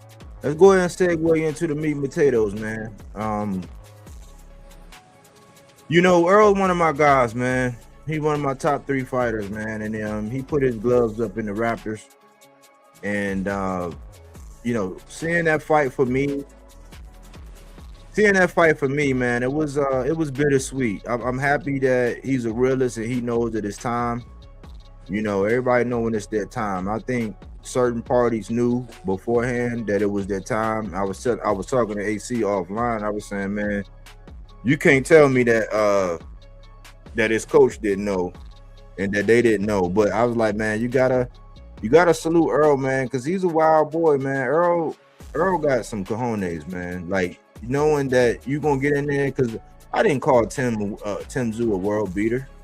And I was saying, man, if Errol was the Errol that fought Ugas, that shit would have looked different. But it's clear that he don't have it. He recognized that he didn't have it. After the fight, he said that that was like the longest 12 rounds. He said I didn't even realize 12 rounds was that long. And it showed, man. It was my lady was up there. She was saying, I already know. She kept saying, babe, you all right? Babe, you all right? And I was just like, yeah. I said, I'm just taking score. And she was like, nah, I know. She's like, I know whenever you get quiet like that, it's not good. And I was just like, man, it was a real live nightmare for me, man. I didn't like seeing it. I was like, man, I ain't like seeing my dog like that, man. But he survived. I also tip my hat at Tszyu because much like Bud, I seen time where he showed mercy. I was talking to AC. My father-in-law called me the next day. Everybody was hitting me up, man. Everybody was hitting me up, man. Like my dog got put down, man. They was hitting me up like, man, yeah, I just wanted to pick your brain and see what you thought. And I was like, yeah, man. I said, Tszyu showed some mercy, man. It was a point in time where Tim really could have pushed. He could have stepped on the gas, and he didn't. And I don't know if it was respect for Errol or I don't know what it was. He had a lot of respect for him, but like it was clear that Errol's not vintage Errol. Prime Errol, that shit would have never happened, but it is what it is. Tim did his thing, so salute to him for that. I wouldn't mind seeing him and Xander at 60. I mean, he feels like, because I don't want it to be like how the Ravens that year when they was running through everything and they ran up into the Titans, and the Titans had Derrick Henry. That's before the Ravens got him, but the Titans had Derrick Henry. And they had Lamar Jackson pass the ball like 30-something times, and fucking Tennessee was just running it down their throat. They was just ground and pound. Heavy D, ground and pound. You know what I'm saying? They were just handing the rock off to Derrick Henry. He was just running all over the team. It was a change. It was a change of pace. It was like everything looked like it was good, but they was doing all this. And it happens all the time in the playoffs when somebody get lit, especially in football. You get on a run, you're like, oh, everything clicking. And then that next week, you face somebody in the team that you face, their defense is totally different. Like, it's a totally, so I think that we might see a little bit of that with Tim. He did look strong. He's like, man, I feel way more comfortable. It's just Errol couldn't get out of the way of straight shots. It looked like he kind of had two left feet. He was falling over. He was off balance. It didn't look like he was going to the body, but it looked like it didn't have enough steam on it.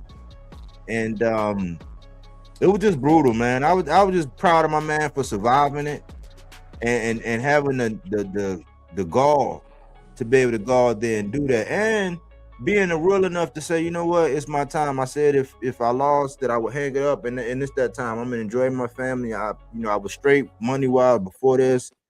Even with this, I could still have the same quality of life. He said he still had his faculties or whatever, and we got to send some positive vibes out to Errol, because Errol's a real one. And then the video leading up to this fight, I said, man, you would want your favorite fighter to be like Errol Spence. Errol Spence didn't do the whole, I need 2 tune-ups. He didn't do that. He didn't say, no, he don't do tune-ups. Even when some of his fans like myself say, hey, man, it might be all right. Like, even me. That shit with Bud dragged out for so long, I came on and did the video. I said, Earl, man, it's okay. We know in spirit what you're trying to do, but don't wait around. It's okay to move on. Look at the landscape. I was like, look at the landscape and everything. It's okay to move on. He's like, nope. Stubborn as a mule. And that's just Earl, man. But Earl's a throwback fighter. He will be missed. And this is just another guy that's like, it's only a couple of the last of the Mohicans of that era. We see Sean Porter, he faded out. Sean Porter was 1 foot in, 1 foot out before he fought Bud. Because remember, he was retired and commentating. He was commentating, right? Keith Thurman, he just got put out by Fondor.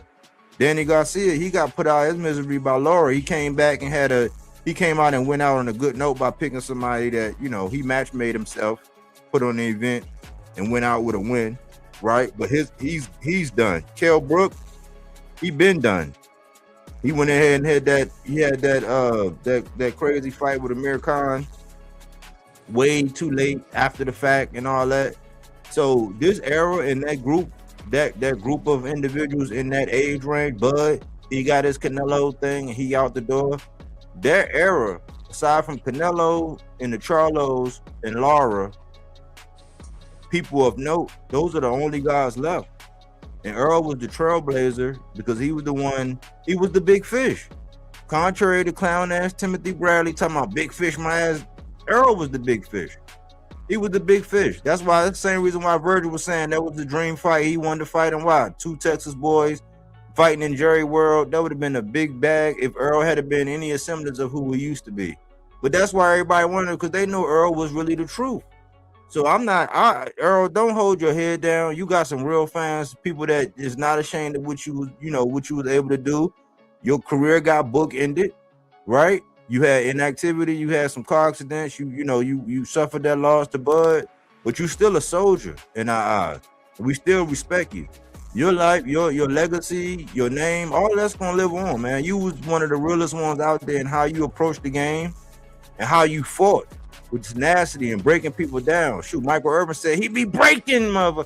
Like, we know, we not gonna forget, and some of us gonna still hold that torch for you. So I hope Earl the best in his life, and I hope that he, moves on. But I'm gonna land right here. Father Time is undefeated, and this is the one thing that I can say about Errol Spence as I land. Errol Spence is not going to walk away like most of these boxers with the shoulda, coulda, wouldas. You can't tell me that Andre Ward don't be having the shoulda, coulda, wouldas. The fact that the Haney voice is doing a whole segment about Bud saying that Jerron Boots Ennis is a hater right now. You can't tell me Bud don't got the shoulda, coulda, wouldas.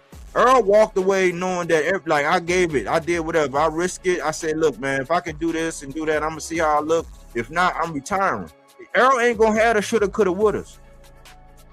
So a lot of these boxers need to learn from Errol Spence and say, look, man, you don't want to walk away from this game with the shoulda, coulda, woulda. I mean, I shoulda, or I could have, or I would have done. No, a lot of y'all, at the way it's going, y'all gonna get your asses busted by a cherry pick, or you're gonna pussyfoot around and they're gonna do what they doing to Bud right now when they up on his resume with a motherfucking flashlight and the magnifying glass saying, oh man, look at this, look at that. The same shit we were saying before.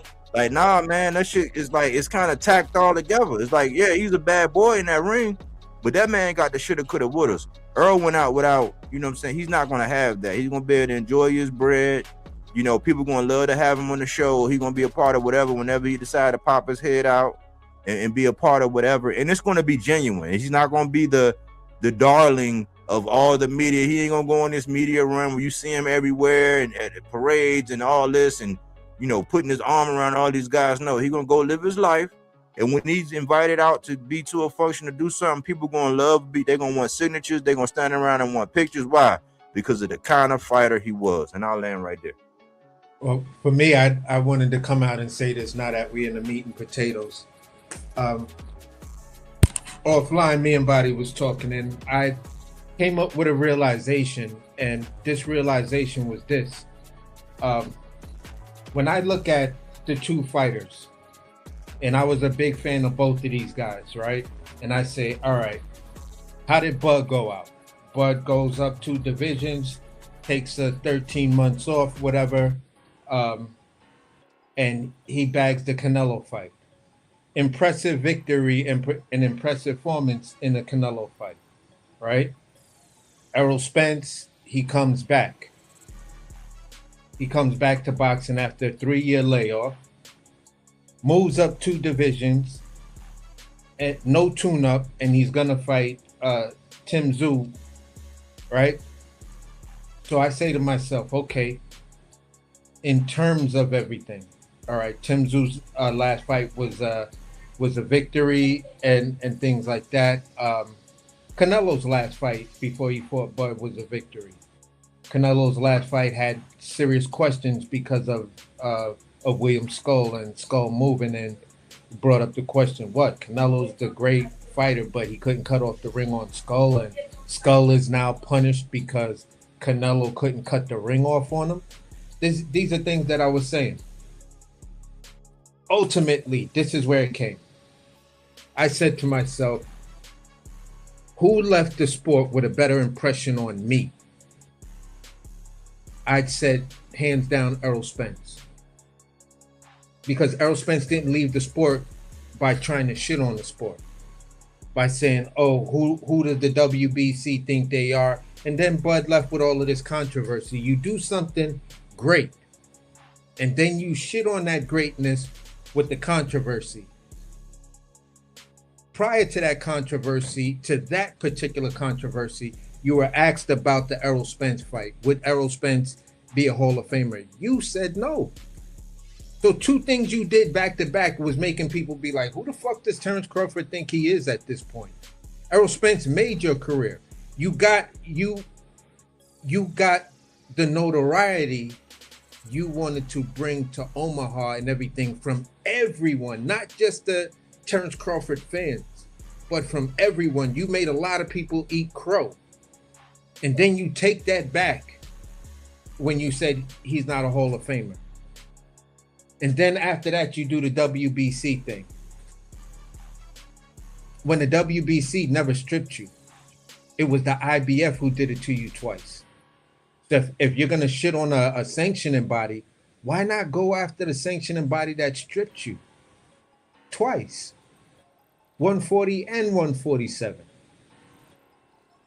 Shit, the same sanctioning body stripped Canelo before he fought you. That's how Canelo fought William Skull. If you're going to shit on anybody, why not them? They almost fucked the fight up for you. So it's just that part right there. What did Errol do? Errol showed me he went out like a G. He said, listen, I'm going to put all of these obstacles in front of myself. Walls, mountains, the whole 9 yards. And if I could get over all of that stuff, then I might stay in boxing. And even if I get over all of that stuff, I proved to myself that I still got it after 3 years out of the ring. So he puts these obstacles up. He's doing really, really good for half that fight. The other half of the fight, to me, it was downhill. Tim, I'm not even going to say it's Tim too much. I think it was the weight and everything that started, like, Errol, in my mind, the way he was looking, it was like he wanted to perform more, but he couldn't because his body wouldn't let him. So at the end of the day, I'd look at this guy who's still fighting his fucking heart out, gave himself all of these obstacles and went out and said, you know what? Tim is a good fighter. Thank everybody for Australia. I did something great by bringing the Aborigines people in their traditional tribal songs into here to walk me out to represent the brown skinned man. That was dope. That was a dope thing to do out there in Australia, man. Yeah. And if y'all don't know the level of racism that the Aborigines have faced or have to face till this day in Australia, go do some history lessons on shit like that. So for me, all of that stuff that he did was like, wow, you still showing, regardless of what people say, you still showing, yeah, no matter where I go around the world, I'm still supporting the brown skinned man. The brown man is the right man for me. You feel what I'm saying? So I was like, wow, that's what's up. And then you didn't complain. You didn't do no dumb shit. You paid your sanctioning fees, everything. You just left it like, look, I'm grounded in my belief system right now. I'm good with my wife. I'm good with my family. My money's really good right now. It's time to hang this shit up. I put this obstacle in front of me. It didn't work out for me. Hey, it is what it is. Yeah, I remember. There was no controversy. I'm just gonna land right here. There was no controversy. The controversy in Terrence Crawford leaving left a sour taste in my mouth, and I'm like, that is kind of fucked up, bud.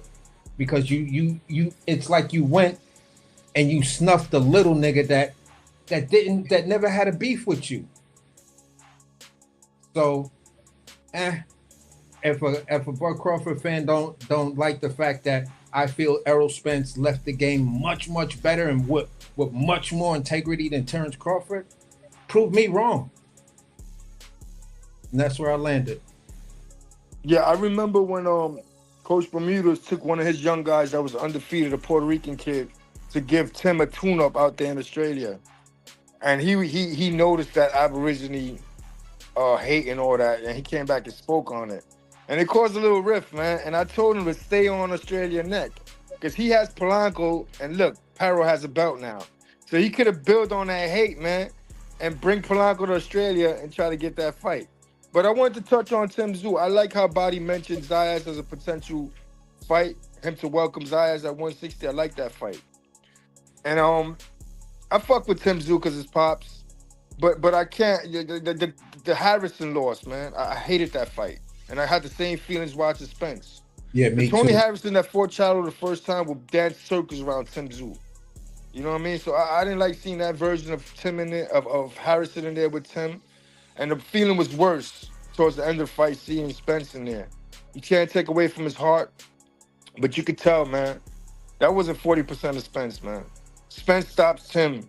If he was healthier at 154, if he would have acclimated to Australia a little bit more, or just maybe locked in just a little bit more, man, he had this fight. But the optics of it, that shit hurt, man. That shit really hurt as a boxing fan. But I'm glad he's done with now. He can hold his head high. And I need him to enjoy the rest of his life, man. He earned that shit. But I'm going to keep listening, Body. I got to get ready to get on this clock, man, and do my thing over here. Steal some money over there, you know what I'm saying? But, yeah, man, I'll keep catching. I'll keep on the rewatch. You already know how I do. Y'all stay up, man. Respect it. And thanks for letting me cook. Yeah, for sure. All right, Trini, man. Appreciate your input, bro. Have a good evening, man. Till the next time. Thanks, man. Respect. All right, no problem.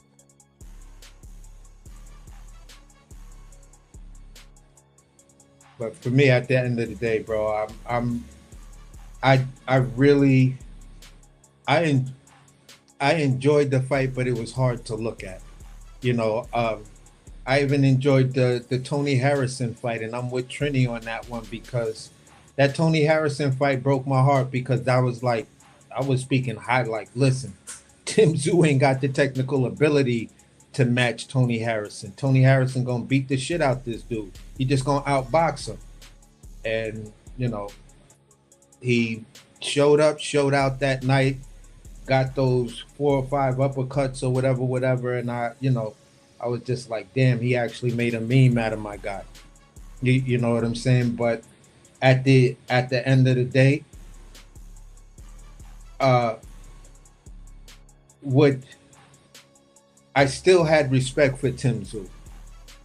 I was still like, yeah, I want to see him go further. I actually picked Tim Tszyu to beat Fundora when they fought.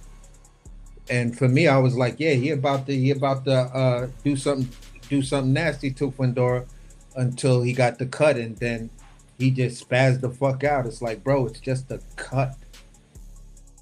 It's just a cut, and your cut is nowhere near that Marvin Hagler, John the Beast Mugabe cut. Like, that shit was like disgusting looking at it. You know what I'm saying? So with that being said, it was like, you know, it wasn't that bad to me. It's like, you know, when you get back, have your cut, man, look at it and come back out and fight your ass off. But he got timid, you know, and I was just like, maybe you're not the guy I really thought you was. You know what I'm saying? But overall, Errol Spence gave us a great career. Whether you were against him in the Bud Crawford situation, or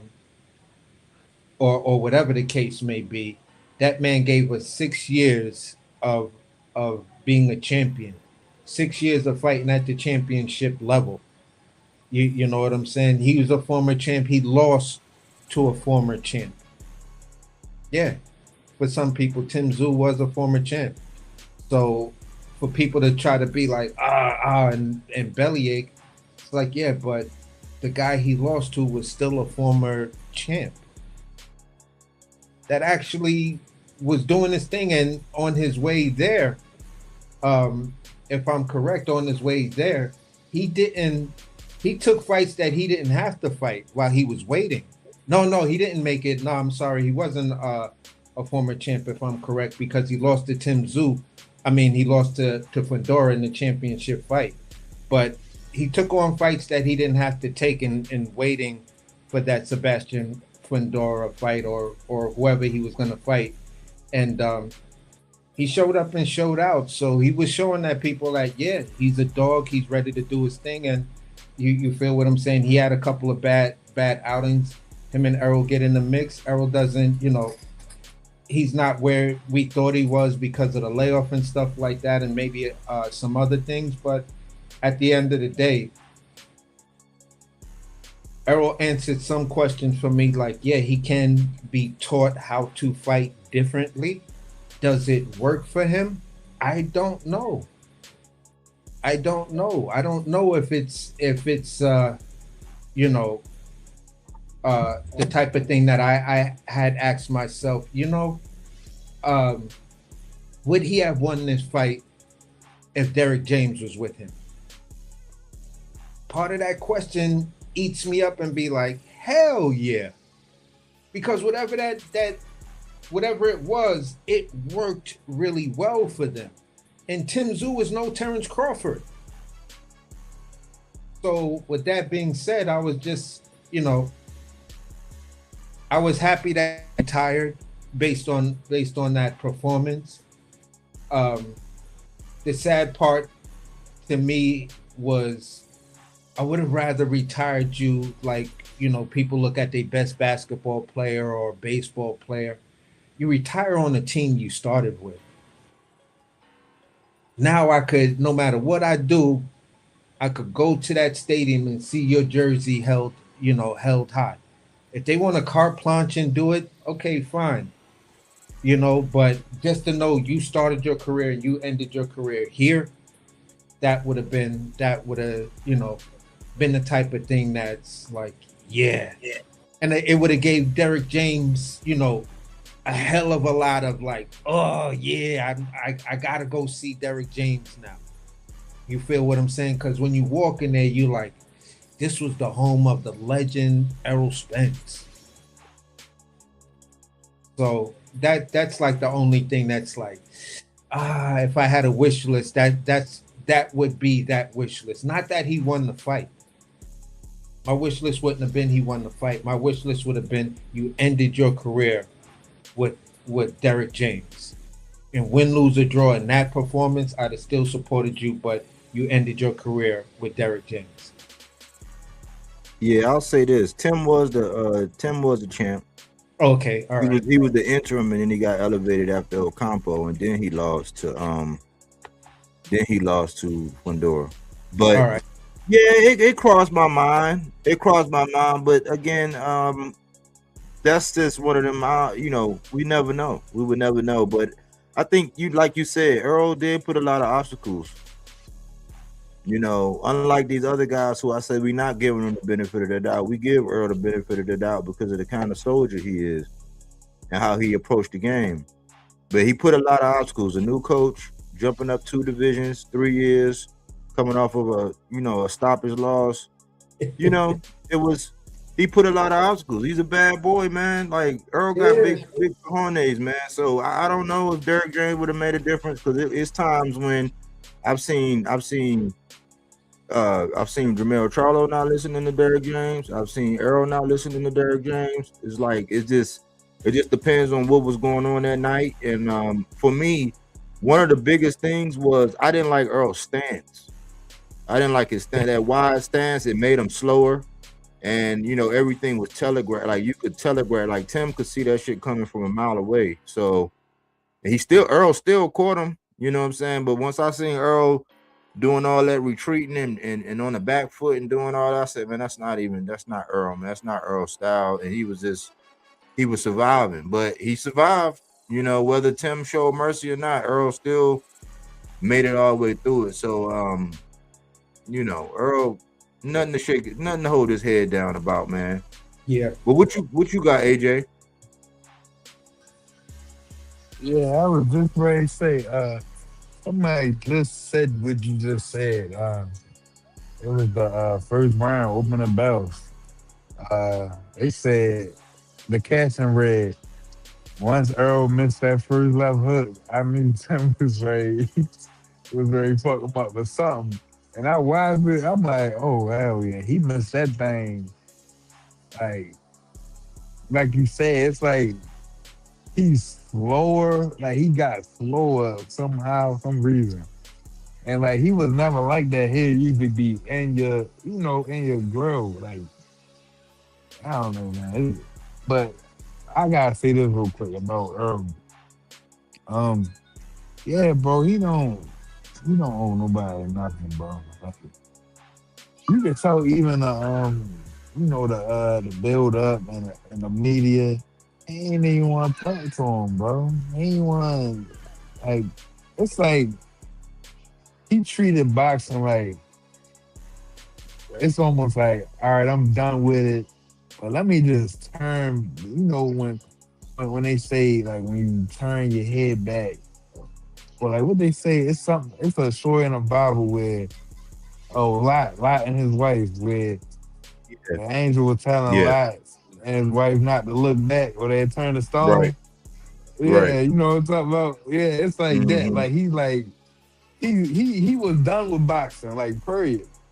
But it's like he turned his head like one, like just a little bit. You feel me? And was like, all right, yeah, I know I made the right choice. Cause like to me, and I could be wrong, it's like when he was like trying to fight Pandora, he looked more like confident. Like he looked more like not fresher, but like not too shot. You get what I'm saying? Like he looked hard to me, but it's saying like just now, it's like he was done with it. And just wanted to, like you said, people scared to try things. He might have wanted to just see, what's up, man. Yeah, I wouldn't even though I ain't see how Jamel looked. I wouldn't want to get in the ring with no Jamel Charlo looking like Yeah. that. Yeah, that's what I told my lady before the fight. I said I'll probably, and I'm gonna say it online, but I said I'll probably never say this online. But I was like, I told her, I said, man, they say Mel won next, and I said, man, I said that's a fight that I probably wouldn't want to watch because I already know what I know. I know Mel ain't shot. Mel been inactive, but he ain't shot. Maul ain't shot No, either, but they not shot. Like they didn't go through what Earl went through. no, You no. know what I'm saying? So, but the other thing I wanted to say is this. I thought that maybe I told AC this though. Couple yesterday, I think. What I think Earl was relying on. I think part of Earl was saying if I catch him, if I could catch him and Tim and get and make Tim go through some of that trauma that he had been through. I that's the only thing I could reason because I'm like, as a fighter, you know deep down in yourself, like you already know. I know as a man, like I know I'm not the same way I was when I was 25. I mean, I'm not shot, you know what I'm saying, but I know I can't do. I know I think 2 or 3 times before I didn't think about doing shit when I was 24, 25 years old. You know what I'm saying? So as a fighter, I know I know his coach knew. I was like, man, they brave, man. Like to go, cause Tim, I never saw him as a world beater, but man, knowing that that was risky. That was risky in itself. Knowing, you yourself knowing as a fighter, like what you got and what you possess. Like doing that took a lot of balls, man. Like to do that, to go over there in Australia, that's one. To fight a puncher, because Tim can punch. He ain't a world beater in my opinion, but like he can punch. The Tony Harrison thing, to go back on that, Tony had just lost his father. Tony, like Jared Hurd, they weren't the same after they lost their father. Their father was their everything. And I think Tony probably was drinking. He had that relationship thing going, and I don't think that was working out. You know what I'm saying? He had Alicia. I think he was messing with Alicia at the time. He was training her too, I think. He had a lot going on, but I knew Tony wasn't Tony when he came to that press conference and he pulled a Keisha on. He ain't have no shirt on. And I was like, man, Tim was suited and booted. I was like, man, Tony ain't even in the right. So I thought that was a little overblown, and hearing Tony now, some of that weird stuff he said a couple months ago, when he was going back and forth with Jamel. He was saying, yeah, I see you in the dress and all. Like he just you gotta know, man, when it's over, man. I don't want to see Tony get in there no more either. I do not want I reasoned that him and Errol, because of where they at in their career, that would have been okay. I would have been okay with that, but like I don't want to see Tony get in there. You know what I'm saying? I didn't want to see Jared Hurd get back in there after the Resendiz. Resendiz knocked the whole chunk out his lip. He still got back in there and got retired by the dude who Lara knocked down. I think he knocked him down in the first round. He knocked him down in the last round. He could have stopped him in that fight, but he carried him. That same dude that Lara like fucked up. Like Lara was doing whatever he wanted to him. Lara is different. Lara, the Charlos, I think that's about it, man, from that era that's left, man. Like that, they the only one that's left in that era. So, the time is coming. If they don't get active, man, Father Time is undefeated. But like AC said, man, Errol had a wonderful career. He left out whether the haters gonna say whatever they say. See, you had somebody in the comment section thinking that you were just hating AC. I had to tell him, I was like, man, he was more of a Bud fan than an Earl fan. But you're not listening to him. And that's what I was saying with these dumbass like fans sometimes, you know what I'm saying, respectfully, because I'm not calling Buddy a dumbass fans, but like this is where we're at in boxing, and where people, they don't even listen. They just want an eggplant eat. Like they don't even know context. Like if you heard what he was saying, he's basically saying, listen, we all know Bud is a bad boy. He was and is, always was a bad boy. Got a mean streak. I call him the closer in my boxes to watch. Earl was the machine. Bud was the closer. That's why he come on last. He's like, you could say he's almost like the final boss. But like career-wise and making decisions and stuff like that, we can't take away that. It's historical evidence where it's like you didn't take the approach that Earl took. Maybe that led to how Earl went out. Maybe. you know, the kind of person he was and how he went about things in life and in the ring. But this what I didn't want to do, and I see a lot of other people doing this. A lot of people arbitrarily just made this fight about Bud, right? I even seen somebody trying to like scoot this over onto Tank, and I'm like, listen, man, respectfully, I'm gonna say this with respect. Tank is a different breed, bro. Like Tank can do. He's not a one-trick pony. He don't have no bad legs. It will take a minute. And if Tank decided to get in there, he still wouldn't be like subject to just being able to do one thing. He can fight on the back foot. He can use lateral movement. He can box you if you need to. He can fight with a bad hand. He got excellent head movement. Like he still got a 93.33% knockout ratio. They are two different animals. So like, we're not gonna make this fight between Tszyu and Errol Spence about Bud. We're not gonna make it about Tank. This was all about Errol having his last hoorah. That's all this was. You know what I'm saying? He did it like a G. Yeah. You know, he took his losses. He sat there even after that Bud thing. That's what I say, man. I seen Deontay Wilder walk off. I seen so many people walk off after a loss. Like they said, fuck the media. I'm not even interviewing. Errol sat his ass right there after the Bud fight. He sat his ass right there. He answered all the questions. He looked everybody in his eye. That's what integrity is. But you got people like Shakur looking up the Bud, talking about he get integrity from Bud. And look at how Shakur's moving. It just speaks volumes. Like Earl was a stand-up dude, regardless how he went out, regardless how bad the losses look and all that. That don't take away nothing from Errol Spence. If I had like in the army, we say, you know, you always need a buddy in your foxhole. Earl would be in my foxhole. That's the type of nigga that like you would want when you ready to go to war. I remember I was out in El Paso. Dude snuck me. I was surrounded by all these dudes. I was like, I can't do nothing right now. I went back to the truck. They were like, what's wrong, Mike? I was like, man, nigga just stole me. It was like, who? I said, some dude. I was like, I was walking around. I was trying to get the girls. I was telling them, come on, let's go. Dude I guess he was showing off. We had a Royal Rumble. That shit was like higher learning when everybody, when Busta Rhymes, when them niggas was fighting, we was out in the middle of the street, like banging. We got back and we started doing inventory. The biggest nigga in our clique was nowhere to be found. It was two niggas. My man cousin, he was gone, incognito. And the biggest nigga in our clique, biggest nigga named Bowers, was gone. So some of these boxers, that's the kind of people they'll be gone. Like when everybody's scrapping and the bullets is flying or whatever's going on, y'all will be back in the cut, hiding, putting your head down in the sand. That was not Errol Spence. He the type to where if some shit gonna go down, no matter what condition, he gonna ride. That was Errol, man. So I'm not gonna make this about nobody else. And I'm not gonna shit on like all these people that's trying to make this about, oh, well, yeah, Earl, look at what Bud did to Earl and what blah, blah, blah. But y'all were just talking about the car accident. You can't have it. You can't be a Bosch fan where you can have it both ways. Like Earl was just Earl. You know what I'm saying? He has nothing to hold his head down about, right? He was a real soldier. He took on all challenges. He didn't take they try to say easy route, like, you know, it's an easy route Spence. It wasn't nothing about the route that Earl took that was easy. We could say that about your favorite fighter or whoever you want to eggplant eat. Yeah, they doing a lot of easy shit. That wasn't Earl. That's Big EJ. That's man down. That's Big Fish. That's whatever you want to call him. But he has nothing to be ashamed of.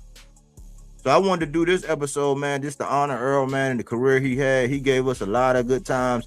He trailblazed good and bad. You can learn from Earl as far as, okay, don't do this outside the ring. But inside the ring and how you take on all comers and how you move, yeah, you would want your favorite fighter to be like Earl. You would want him to try to even fill them shoes.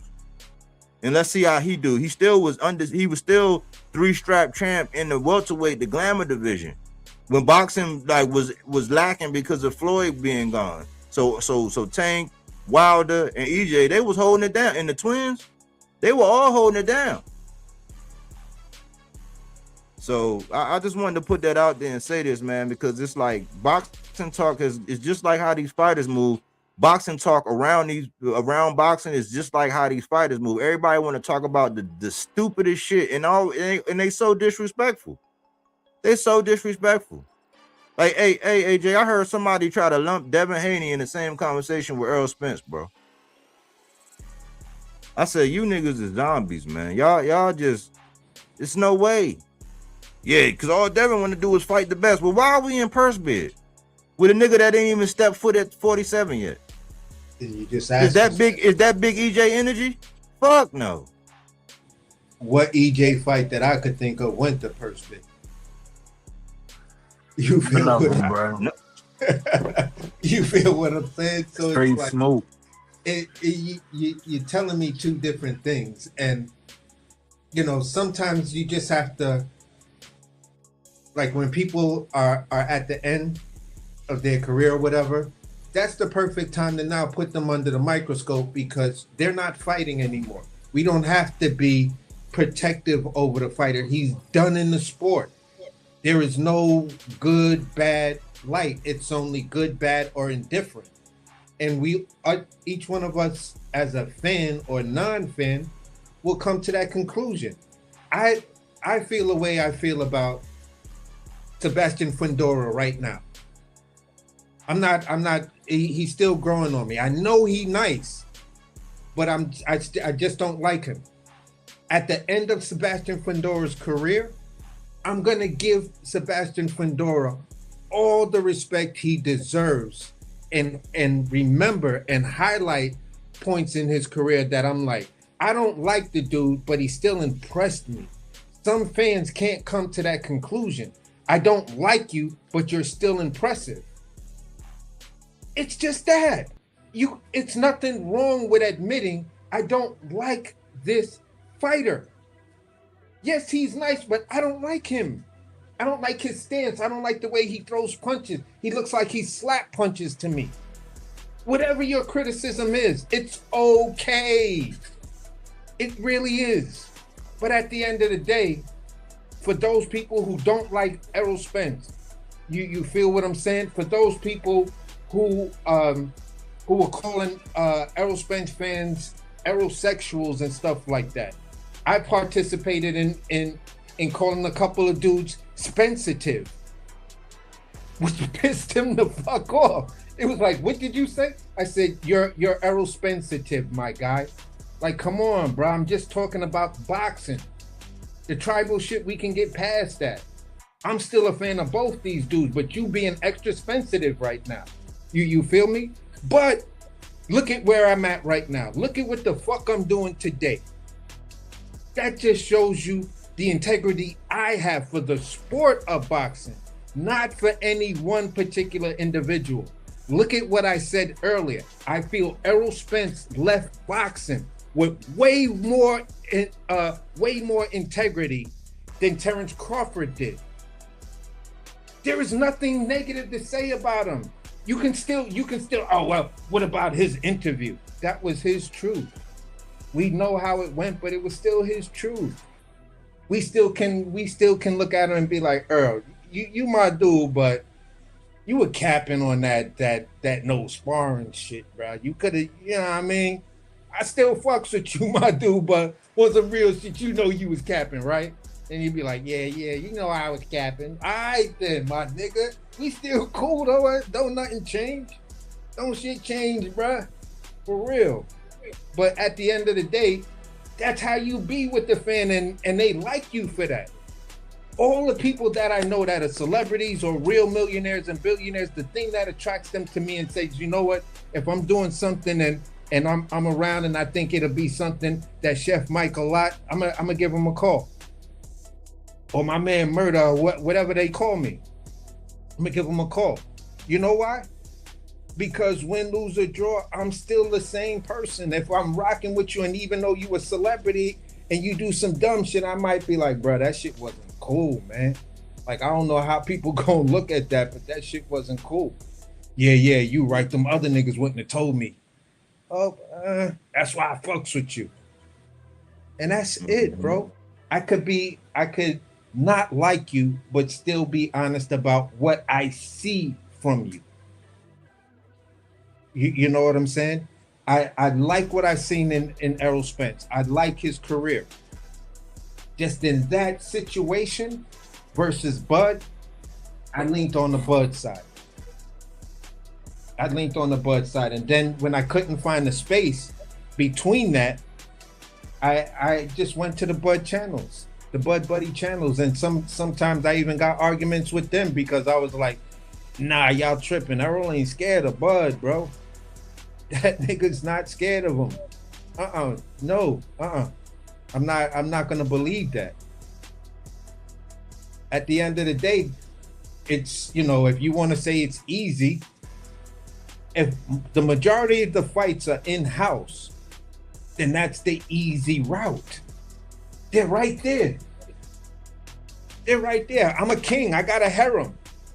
Is it easier for me to get in-house pussy or go invade another country and try to take the baddest bitch over there? It's easy. Yeah, I got a whole bunch of chicks that's right here for me. That's the easy, bro. Go ahead, buddy.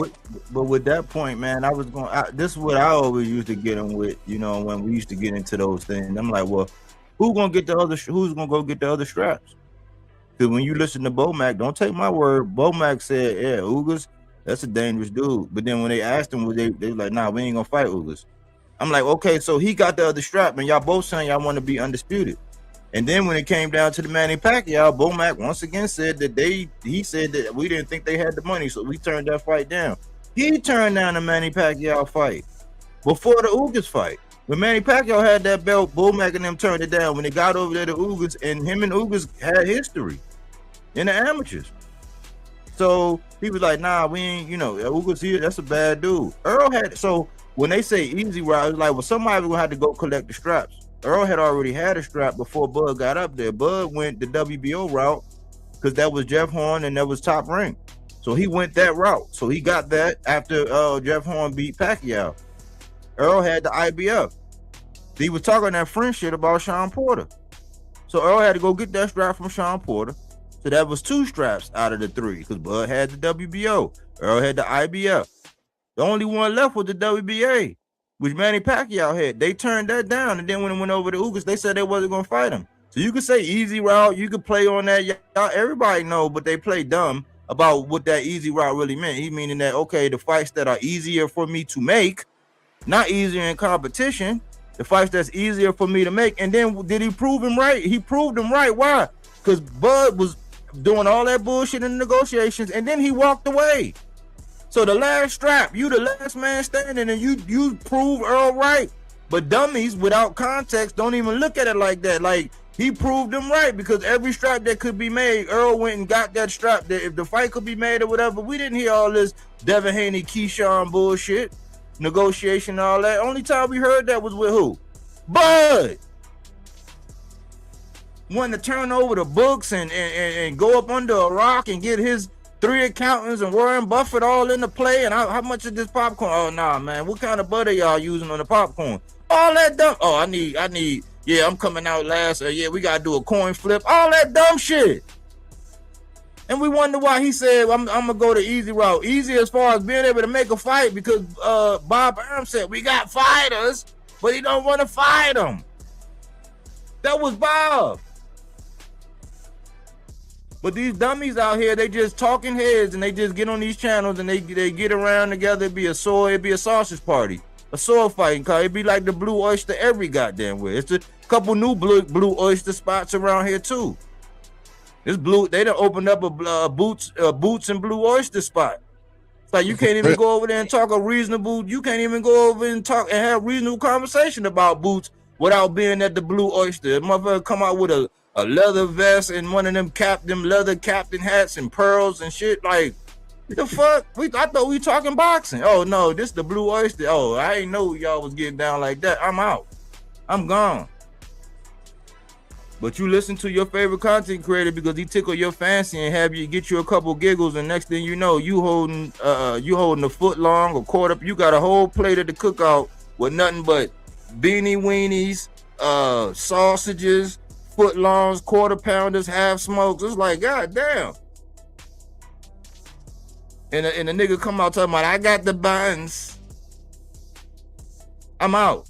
You know what I'm saying? Don't invite me over here. You know what I'm saying? Oh, we talking boxing or what? I'm not gonna follow no narrative, and I'm smarter than that. So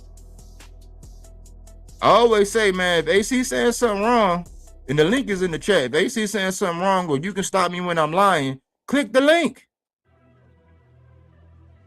Click the link. Don't go nowhere else and be talking or whatever and use this whatever and go somewhere else and then have your little sausage party with your homies, sausage and eggplants.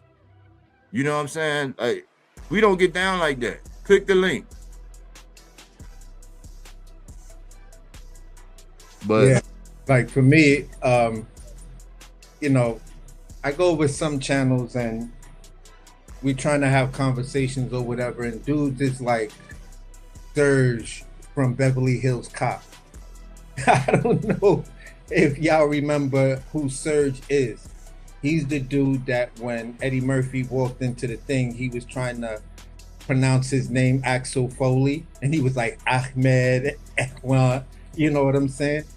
That gay ass dude. You feel what I'm saying? So for me, I was just like, I'm always just taken back. Like, okay, we're having a boxing conversation. You are very, very fast to react instead of responding.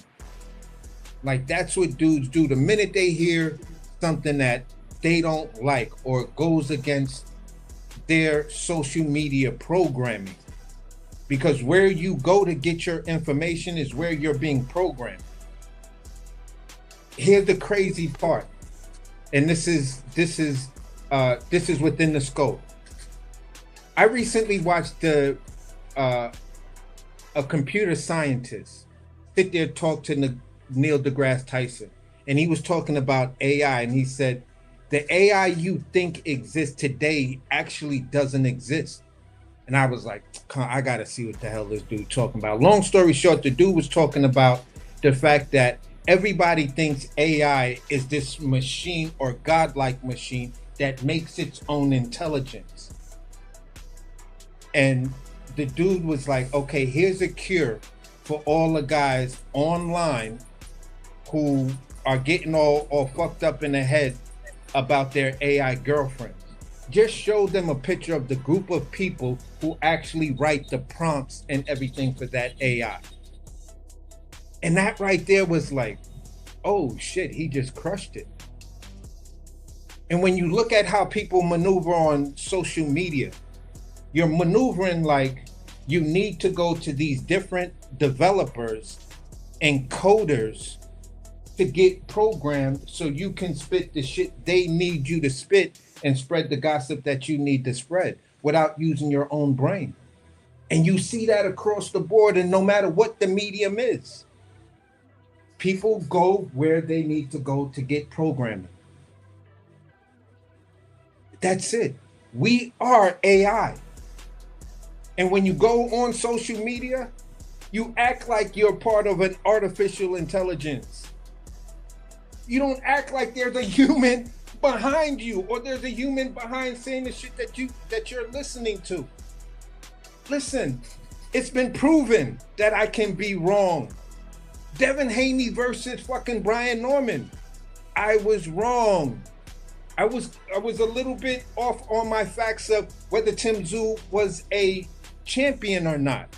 There's a human that makes real life mistakes behind the avatar. I'm not trying to program nobody. I'm just trying to share information. This is not where you go to get, oh, all right, let me jack in like I'm on the Matrix or some shit like that. And then somebody's gonna call and I'm gonna be like, operator. No. I'm just here to just have a boxing conversation, give my opinion, give my insight. If there's something I see that looks a little bit off keel to me, for me, I may put my stake in the sand and say, you know what, let me see where that goes. And if it pans out to be something, then it is what it is. You know, at the end of the day, I have a lot of respect, always had a lot of respect for Errol Spence. That's why for me, as soon as the fight was over, the people that I was going to their channels and talking to them about, I was like, look, the tribalism shit is over right now. It's they fought. Bud won. Doesn't take nothing away from Errol Spence. Errol Spence was still the guy that did it one by one. Win, lose, or draw. And he won all of those fights. Yeah, AC, but. I was like, yeah, AC, but what? What fucking part of it am I lying? Why do you... Okay, we can celebrate the win. We can celebrate the impressive performance, right? But at the end of the day, the fight is over. Bud won. He won. Will he give him the rematch now? Let's talk about that. I said, me personally, I don't give a shit about the rematch. I would just love for him to go up to 160, straight up right now, do his thing. I know within the next 2.5, 3 years, that man gonna be undisputed. Because now it's not a matter of weight. Going up to 154 right now, it's still some politics right there. But you take your shit straight up to 160, easy peasy. Dudes got into a debate. Nah, he gonna listen. I can break down every last one of those fights that he'll win up there. He's the younger, more tougher guy. Everybody else got tenure over him. The only person, and I was saying this at that time, I was like, the only person that is that's younger than him, and I don't even know if Adames was champion. And at that point, Adames was he wasn't the Adames that we looking at today. Maybe he was, but there was just no spotlight on him. So for me, looking at Errol Spence 3 years later, get to the division that I wanted him to go to right after the Bud fight, fuck the rematch, because they're going to stall you the fuck out on that rematch. I knew that rematch wasn't going to happen because we were all talking about the fact that Showtime was about to drop PBC. So I wasn't putting that much stock into the rematch. That's why I was saying what I was saying, but people didn't get it. Now that he got up at 160, I think way too late. Way too late. I would have loved to see him up there right, 6 months after the Bud fight. Would have been a big difference. 160 wouldn't be looking the way it looks right now. In my opinion, in my belief, in my heart, my soul, every part of me would be if Errol would have made that move to 160 after that fight, we would be looking at across the board one guy. There would be no whatever. Errol Spence would still be reigning champ at 160. He'd have probably made the announcement last night that he might be moving up to 168. So, is there an alternate universe that might have happened? Probably. If I had that type of machine that can bounce between them, if I was a Time Lord, if I was Doctor Who and I can go to those different alternate realities and see that reality of Errol Spence at 160 doing this thing, I'd hang out there for about a year. Like, damn, that nigga's a monster up here. The fuck? Damn, bro, you should have, man, at this point, bro, you could have left that Terrence Crawford shit alone when the Errol Spence fans was saying, leave that nigga alone. You go up to 54. If you would have did it then and went up to 60 and now you at 168, these are just alternate realities, things that are really good wish lists. But at the end of the day, it still puts me in a position that can't nobody talk to me and ever tell me that Errol Spence was trash. He didn't do nothing. He wasn't this. He let a bum nigga beat him. He let this, he let that. That's when people gonna have me defending Tszyu and showing you, yeah, this is what Tszyu did regardless. Tszyu was tough as nails. And the one punch that I was afraid of was that right hand, because he know how to throw that. He came with a whole new different wrinkle. He didn't come with the overhand right. He came with a sweeping right. Because I guess he knew that they was going to be expecting that. Or maybe Errol Spence overhand left was the counterpunch to his overhand right. So he was like, "We not gonna throw it." I think it was his coach. Because Errol, he kept falling over. So Yeah. I'm pretty sure his coach said, "Hey man, look, let's adjust it. Look at what he's doing." Because remember, it was times when Tim, he was pressing for it, but he wasn't throwing like that. He was waiting, because that's what happened. He started being the counter puncher. That's what Tim was doing. Yeah. It was foot pressure and counter, and he kept seeing EJ falling over to that left. It was EJ's left, his right, and he was falling right into the right hand. So it's like it's right there. So he ain't had to punch a lot of the time. He had to wait on Earl, put foot pressure, wait on Earl to throw, and counter, because Earl was, he couldn't get his head out the way. And that's why Tim didn't bother to get his head out of the line and stood straight up like a fucking board. Because he could see the punches. He was like, this is not the Errol Spence I thought I was going to see. Early on in the fight, he was like, yeah, that second and third round kind of had him rattled and shit like that. You could see at the end of the third round, Tim was like, ugh. And then when Earl, like the beginning of the fourth or sometime in the fourth, Earl caught him with a real good shot, and you could see Tim bang his glove together like, damn, that's a stupid mistake. I can't make mistakes like that with him. You feel what I'm saying? So you could see each person, realizing in real time that, okay, that wasn't a good sequence, or my positioning was off, or I did this stupid thing that made me get caught. Because Earl got caught when he leaned over one time and he backed up against the rope. When he was able to slip out, he took that deep breath like, all right, bro, get it together. You feel what I'm saying? And I was like, yeah, you frustrated at your own body right now, bro. I get it. And that's when I just laid back and was like, okay, it's just going to be that fight. It's just going to be that type of fight. He's retiring after this one. You feel me? Go ahead. I'm sorry. Go ahead. All right, my plane is landed. Oh, I just wanted to address Ms. Coleman, man. Don't, like, when you go to other places, don't let them gaslight you, man, because I say this all the time. Like, if 1,000 people stand around and say, oh, the sky is magenta, it's magenta. It don't matter how many times they say it, that don't mean it's true. A lot of people have taken, because it's a lot of big platforms, it's a lot of major media that put this stuff out there, and then they just run with it. We don't do that. I don't care. You can tell me the sky's magenta, and I'm gonna argue with you. I ain't gonna argue with you. I'll tell you now, man. It's not magenta. It's actually blue. Right? I'll tell you that. And then if you keep wanting to believe whatever that's magenta, and you and 1,000, 1,000,000 other people want to run around and say it, cool.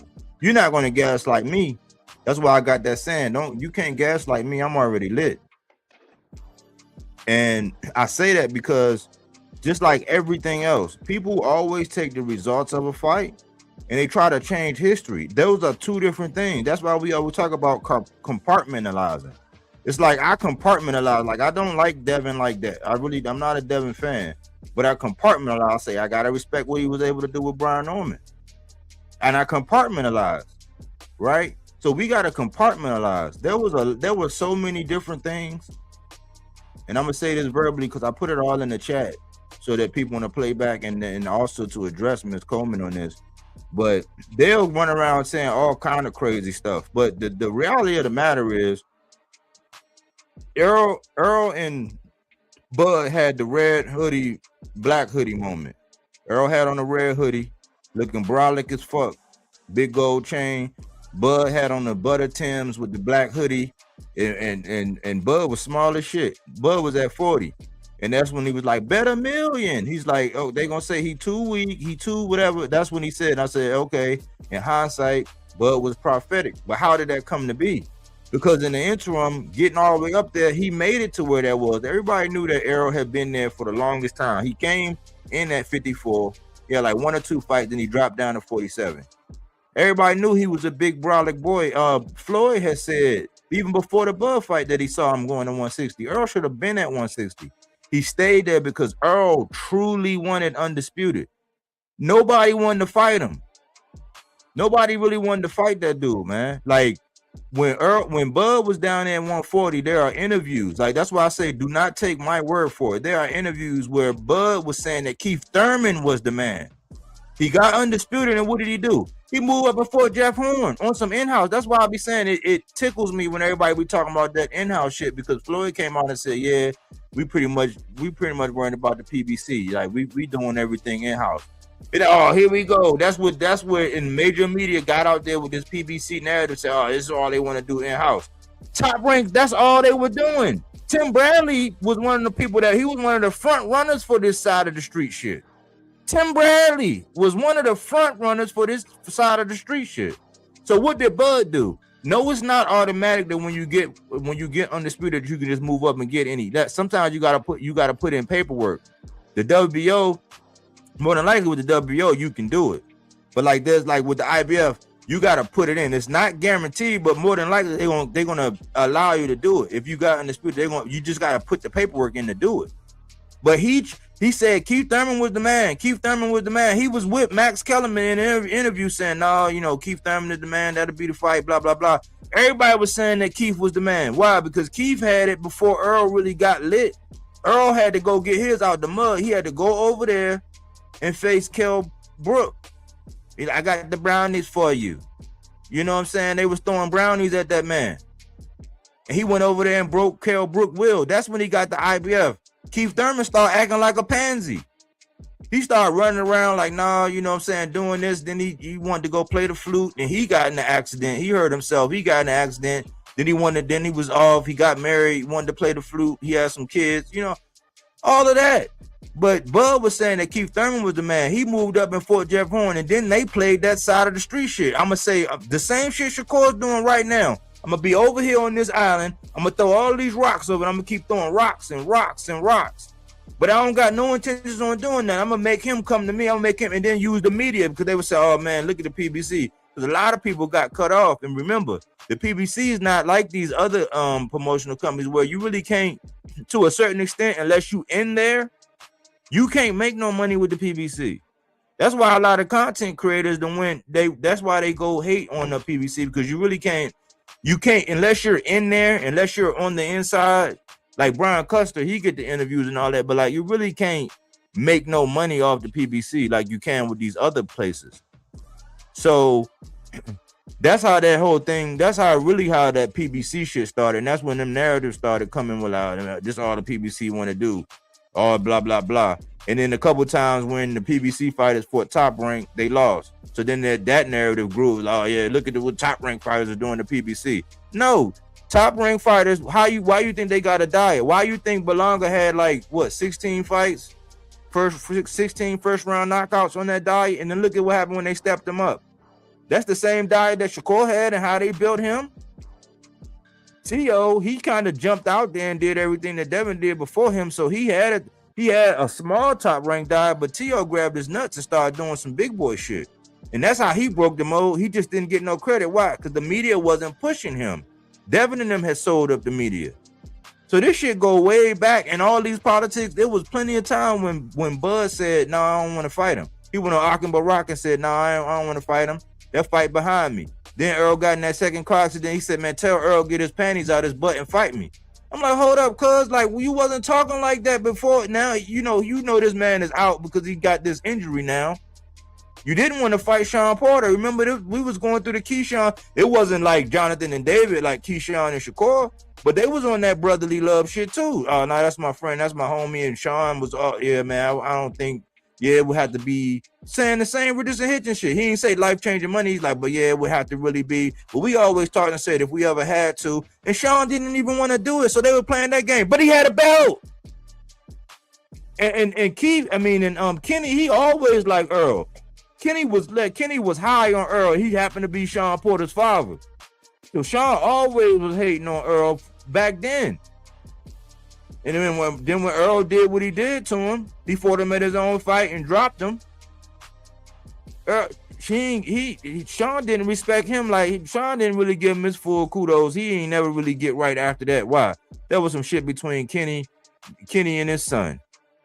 So then when he got in there and he finally went in there and got with Bud when he was 1 foot out. That was after this. Like the resume, that's what I didn't want to do. I was saying this in real time. I'm like, they're gonna pick his resume apart when he retired. What are they doing right now in 2026? Picking this shit apart. Why? because he's doing this the same thing that Devin, the I fought him too champ. Like most of them guys at 47, they had already got beat. Kell Brook had already got beat. He already got, cause they say, oh man, EJ, man, he fought Kell Brook after Triple G already broke his orbital bone. Okay, well, EJ broke the other one. And then Bud fought him after that, off of a 2-year layoff. And he didn't even have his coach. He fought Sean Porter when Sean Porter was calling fights. He was semi-retired. Like, look at the track record of all the guys that fought. Like, the same thing with Devin. Devin fought all these guys. He fought Gamboa coming off of a knockout loss to Tank. And Tank made him blow his Achilles. He fought him next. He fought Jose Ramirez right after he got washed by Arnold Barbosa. Bud was doing the same thing. So yes, we don't take away because he stopped everybody at 47. Jeff Horn had a war with Manny Pacquiao. After that, he fought Bud. Bud moved up and got him. Outside of that, he had some guys that Top Rank set up everything, but when he was free and clear, guess what he did? They talked all that shit about Bob. He went and re-signed to Bob. Then they said, remember the hashtag blame Al? They were saying hashtag blame Al. I'm like, how you gonna blame Al and this nigga go back and sign with Top Rank? The shit, that saga continued between Tank, but all them guys that Bob had and Tank, because think about it, all them guys Bob had, they fought each other. They ain't none of them go over there and fight Tank. Tszyu fought Loma. When Devin went over there, he got Loma. Tszyu fought Kambosos. Devin fought Kambosos. Like, they was over there mixing up. Jermaine Ortiz fought Loma. Jermaine Ortiz fought Loma. Jermaine Ortiz had a signed contract to fight Shakur. He didn't do it. He also had he fought Conceição. Conceição and Navarrete fought. Shakur had a contract to fight Navarrete. They never fought. So I don't argue with dummies, man. I don't argue with dummies. I know my shit. That's why people don't click the link. And that's why when I get in certain comment sections, they'll read the comment above me, the comment below me, especially when they on some bullshit, because I pull cards right away, straight hot knife through butter. But we ain't gonna like yes, Bud whooped Errol's ass. Right? But that don't change all that funny movement that was going on beforehand. Yeah, I was gonna come in and say this. At the end of the day, Errol Spence has 7 title defenses of the IBF belt. Guess who has none? Bud Crawford has 17 defenses, basically 19 defenses of his WBO strap. The WBO strap. And it's not like he did it all in one weight class. It's as he moved up to 47. So when we talk about the sanctioning bodies and loyalty, the WBO kept on making concessions for Terrence Crawford because you actually, according to their own rules, in order for you to move up and be placed or be the mandatory, you need to be the super champion at the weight prior to that. Yep. The super champion requires you to have at least 3 title defenses.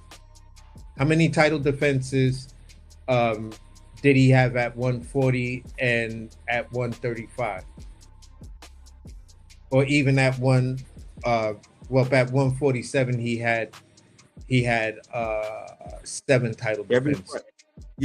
After he moved up, every fight was a title defense after that. So he did that, basically.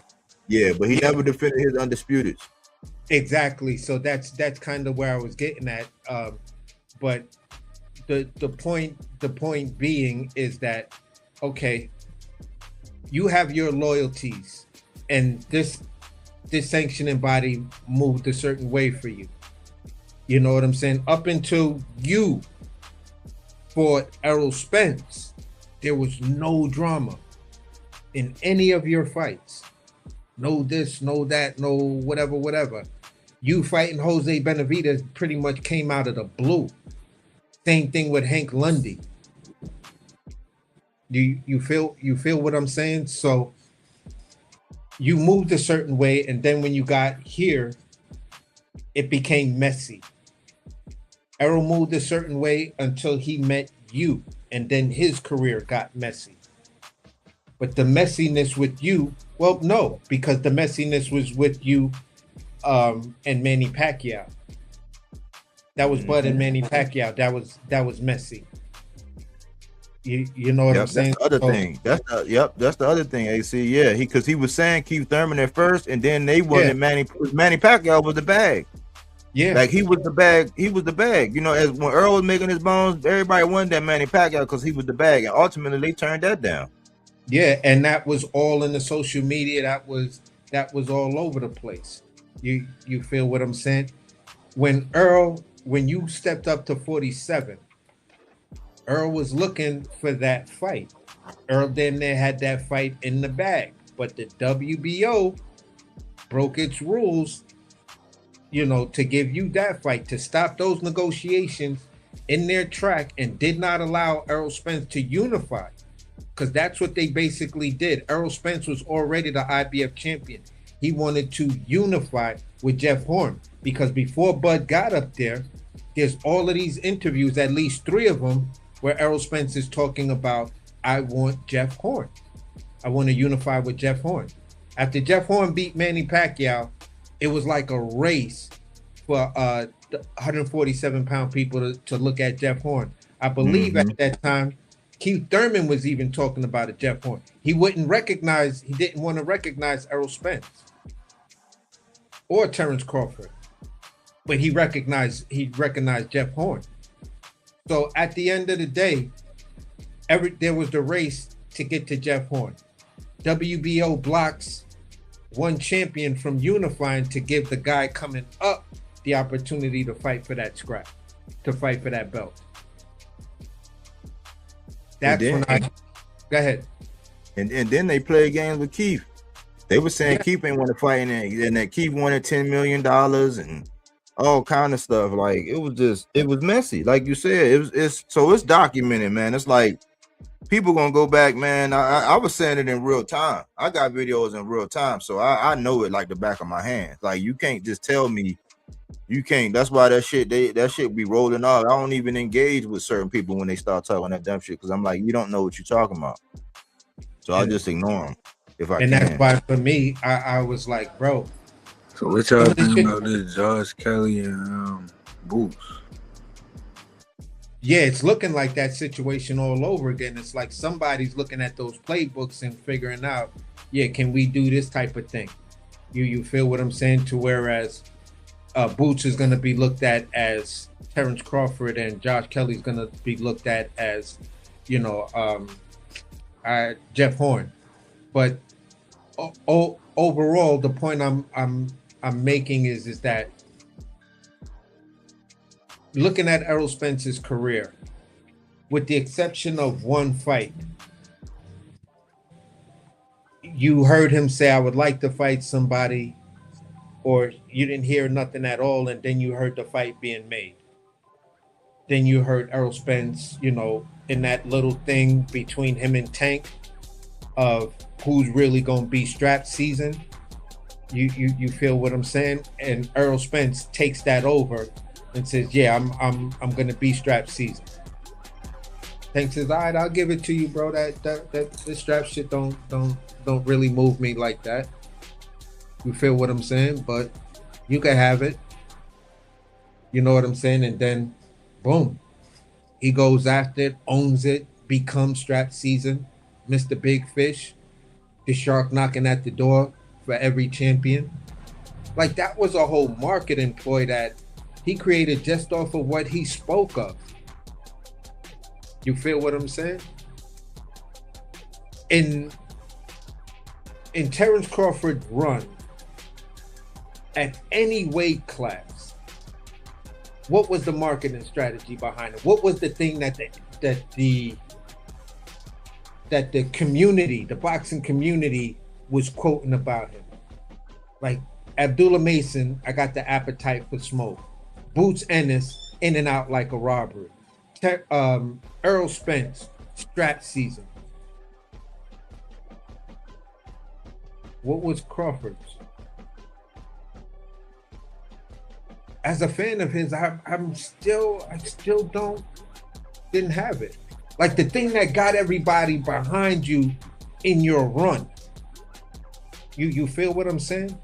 To say strap season and then some artist came out with the shirts and stuff like that and put that out there, you know what I'm saying, or sent the drawing to Errol Spence and he approved it and stuff like that, got that shit printed up. That was a genius marketing strategy. Then to call yourself the big fish. Genius marketing strategy. Got all your fans and everybody, you know, pretty much behind it. Had everybody talking about it, whether you was it or not. Whether they was a fan of yours or not. Whether they hated you or not. You know what I'm saying? So you got to give that dude his respect like that. Sometimes you may just have to step back and look at the big picture. Because like I say 1,000 times, man, this boxing shit is stipple. And you can be stuck on a couple of points or a couple of fighters, but it's a whole world that's going on around that makes a picture, a mosaic. You know what I'm saying? So that's where I land that. Let me address AJ. Like AJ, man, I believe I would still lean towards Boots. I would lean towards Boots, but like Josh Kelly got some wrinkles to his game. And Buddy, I watched that fight, man. He was looking crispy as hell for the first 2-3 rounds, but Buddy kept headbutting him, and Buddy headbutted him a couple times and had his nose all. He got a big scar on his nose now. They were saying he probably gonna have to go to the best cosmetic surgeon out there, and yeah, that's true. So Josh Kelly looked uglier because Buddy kept hitting him. Now Buddy caught him a couple times, but he was fighting through that crimson mask, what they call it. But I think that fight is gonna be more competitive than and yeah, this is gonna be a hot take. Not that I'm trying to create one, it's just my opinion. It's gonna be more competitive than that Xander fight. Why? Because Xander didn't use his legs. I ain't saying he should have did what Devin and Shakur do, no. But we know that Xander's one of his skill sets was being able to stick and move. And he didn't. He came and stood right in front of him. I'm like, this is like Earl trying to outbox Bud. Like, no, that's not If you'd have told me that was you gonna try to do, you know, my take might have been different. If you would have told me Xander was going in and stand right in front of him. Josh Kelly stood in front of this guy because he had way faster hands. He could beat him to the punch, and his legs was better. But he's not gonna stand right there in front of Boots. It's gonna look more like what he was doing with Baccarat. You know what I'm saying? He's gonna try to make Boots whiff and all of that. You know what I'm saying? But I think Eddie was saying I think that Stadium of Light, it don't seem like they're gonna try to make it over there. You know what I'm saying? Which is surprising to me. They seem like they're gonna try to make that over in the States, and so that's gonna be another thing against Kelly. Even though Kelly is an Olympian, so he used to, you know, in front of big people and all that, and you know, foreign soil, he used to that. But like, in my heart of hearts, I believe that's gonna be more competitive than the Xander fight, because Kelly got wrinkles, man. Kelly can box. He can box, and I think his power is a little bit better than what people give him. And Boots ain't gonna be in there headbutting him and shit. You know what I'm saying? So, I'm kind of intrigued by that fight. I think right now, I think Fundora is the guy because he done got his lumps. You know, he's tenured at 54. He done went through the ringer. He done learned his lessons. He's boxing more. He's fighting behind his jab, and he's an obstacle course. He's an enigma. So I think right now, Boots is the man because he got the 2 straps. But I think the hardest challenge, the hardest puzzle is Fundora.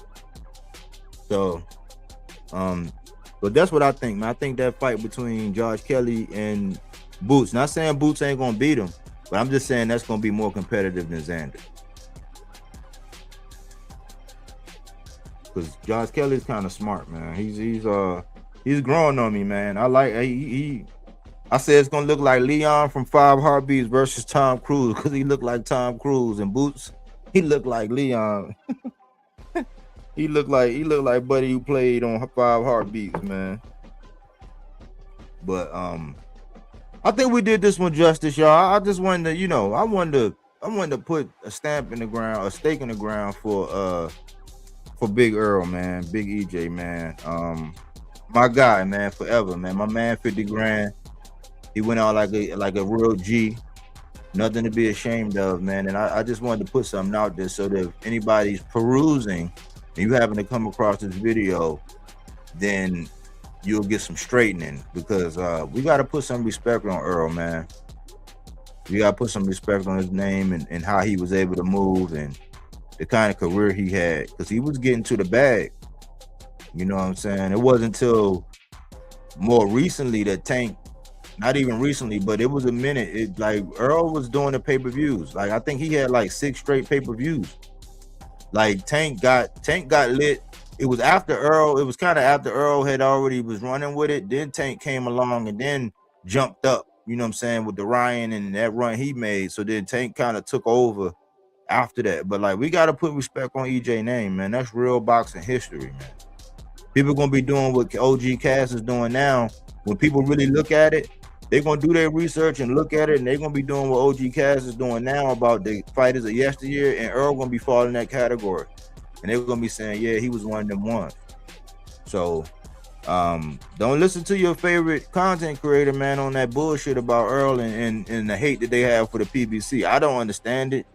That shit almost be making me want to like hang up the channel sometimes, man, because I'm like, this ain't about boxing, y'all. This is about who can gather people around and be salacious and get the most laughs and all that bullshit. It's not really about boxing. The more and more I listen to these other cats, it's not about boxing. They don't even qualify their information. They'll float a lie out about PBC, right? But then let you tell the truth about one of their fighters, they'll tell you lying.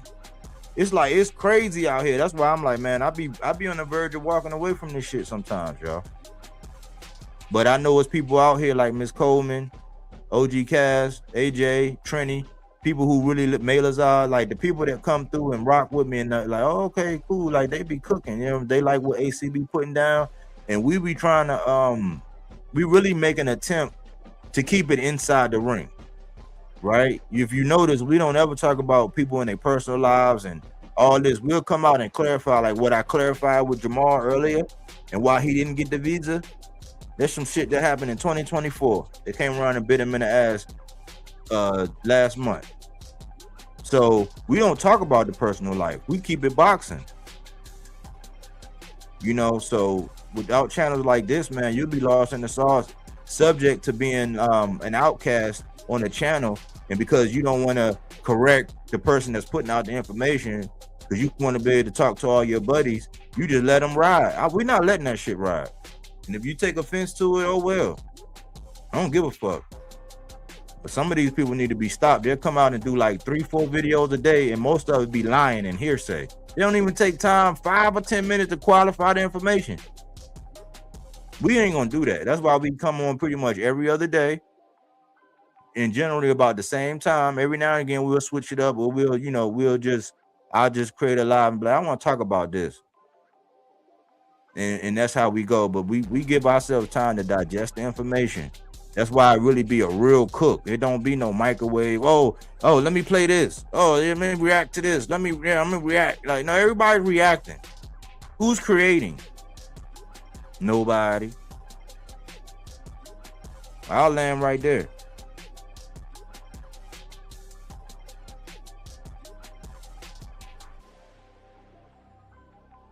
Well, T Hill was in the building. Yeah, for me, man, I'll close off my final thoughts right here. I ain't see T Hill. Hold on. Sorry, I ain't see T Hill. But salute if you was in the building, T Hill. I ain't see you. Salute. But go ahead. Go ahead, AC. I'm sorry. I'm gonna say it like this.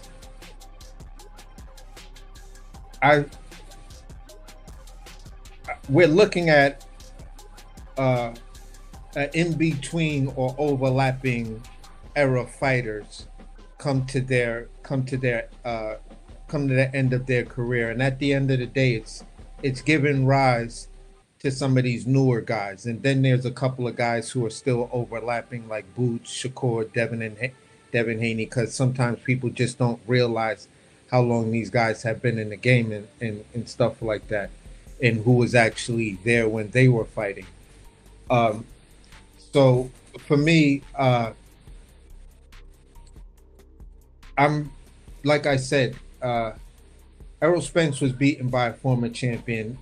I'm happy he retired and not, uh, you know, really stayed in the game or whatever. And this happened with a fighter, I would say, and this is no disrespect to him, but we're talking about somebody like Brian Norman Jr. Like if Errol was still at 47 and Brian Norman's next fight was, we're hearing, oh, the young lion is now going to fight Errol Spence.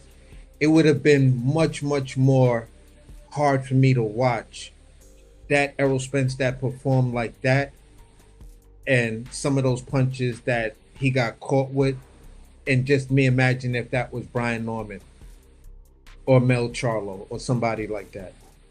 You know what I'm saying? Or even worse for me, like Brian Norman. I'm a huge fan of Brian Norman, but it's like, yeah, he beat one of my legend guys. You know what I'm saying? Kudos to him, but I didn't want to see my legend lose to such a young lion. You know what I'm saying? If not, fight somebody somewhere that's on par with you. You feel what I'm saying, or on par of where you've been or been in the game just as long. So that part right there, I was pretty much content with and stuff like that. And for me, that's why, like I spoke of earlier, the only caveat I have is the fact of leaving with Derek James, just ending your career where you started. This is the guy we knew you were with. This was the guy that when you made your historic run, you was with him and stuff like that. And at the end of the day, it's just sad that he's not by your side, that we could have seen that handshake, that hug, like, all right, bro, yeah, I got it. Yeah, them dudes do it in the ring. You feel what I'm saying? Which would have been, even in a loss, an iconic sports figure. That's the, the type of shit that both of these guys are going to go into the Hall of Fame, and just to have that little caveat right there of that shot on each one of their displays or their photos or their photo album of, when they just ended their relationship professionally. You know what I'm saying? But again, reality is reality. Things happen the way they happen. He still went out with a great coach and stuff like that. He still gave us a dynamic career, something that, historians are going to go back and look at and say, wow, this guy was an amazing fighter, AKA Mr. Fundamentals. Held it down for 6 years. Okay. So that's the part that's just like, wow, this is what you call a legend, and where people tried to talk smack about him, at the end of the day, the legends know who he is. The legends know what he brought to the table. So, Tim Bradley said, "Big fish, my ass." Bro, y'all both got the same amount of losses. You know what I'm saying? He was an undisputed champion. The fuck do you mean, big fish your ass? Like as a guy that people say will be a Hall of Famer, why would you say that about a potential future Hall of Famer?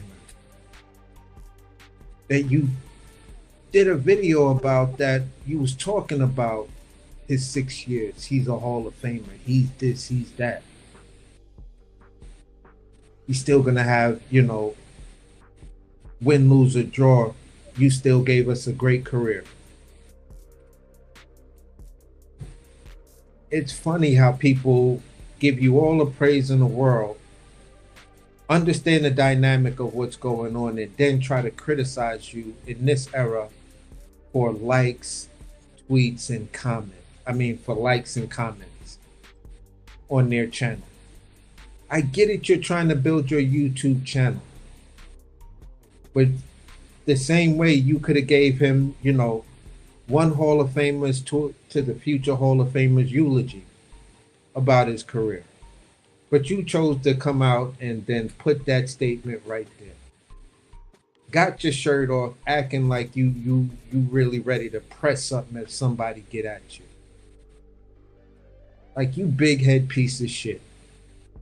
And this is why people feel the way they feel about you, Tim. And at the end of the day, again, his ending of his career and what he is gonna go on to do is gonna end far better than yours, Tim, because there is gonna be no contradiction in what Errol Spence is saying. Because he's not out here trying to sell us something or give us something that we're not asking you from.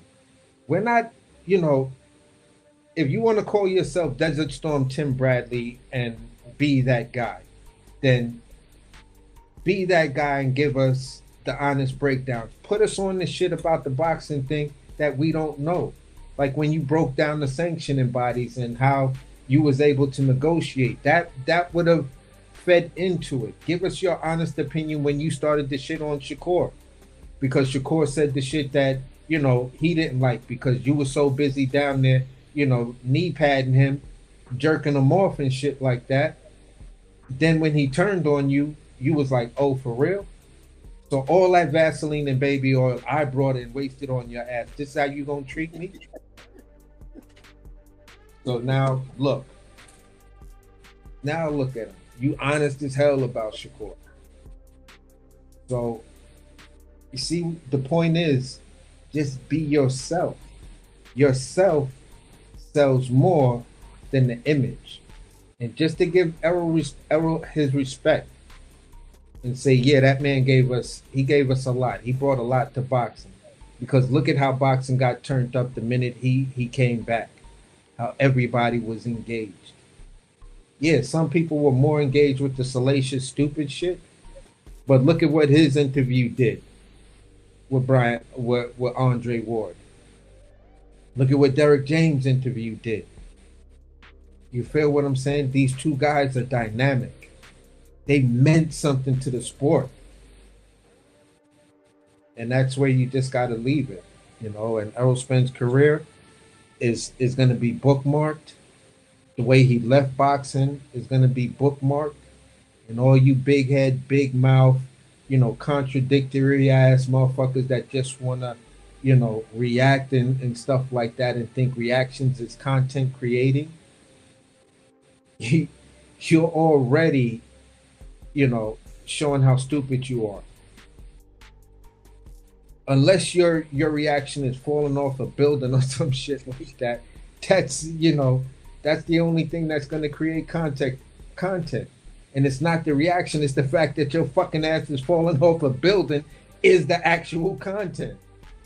So people just get it together, man, and enjoy the sport. And at the end of the day, I can keep going on about Errol Spence and wanting to give him these accolades and looking at how people are trying to shit on him, but I'm just going to leave it as I enjoyed his career. Just like I enjoyed Terrence Crawford's career, I don't like the way Terrence Crawford left. I don't like the fact that Errol Spence lost his last fight. And it's not with Derek James, but I enjoy the fights. That's the shit that makes all that's the shit that it is what it is. You know what I'm saying? To just go back and look at Errol Spence young when he had the low haircut with the fade and he's coming in and he's throwing his active jab and then he goes down with that, you know, that like look like he about to put a knee on the ground and he just catch you with that stab jab and come right back up and bang, come up with the jab. Hit you with that stab jab again and close that distance and bam, bam, bam. Like them punch sequences, it was like, bro, I could see where these niggas think that there is no way Crawford is gonna survive this dude. You feel what I'm saying? Like he is the master at that. Mr. Fundamentals. That's what they called him. That Mr. Fundamentals became a unified champion and is going to get in the Hall of Fame. No doubt about it. And I wouldn't be surprised if he makes it between the first or second ballot. So salute to my guy Errol Spence, man. He a New Yorker too, man. So fuck the bullshit. Maybe from Long Island, like we say in Brooklyn, Long Island, but he's still a New Yorker. We still on the same body of land. And where you from ain't that far from my tribe. So big up to you, big boy. For real. Salute. Errol Spence Jr. One love, bruh. Appreciate you, AC. Yeah, for sure, man. Well spoken, brother. How you want to land, AJ?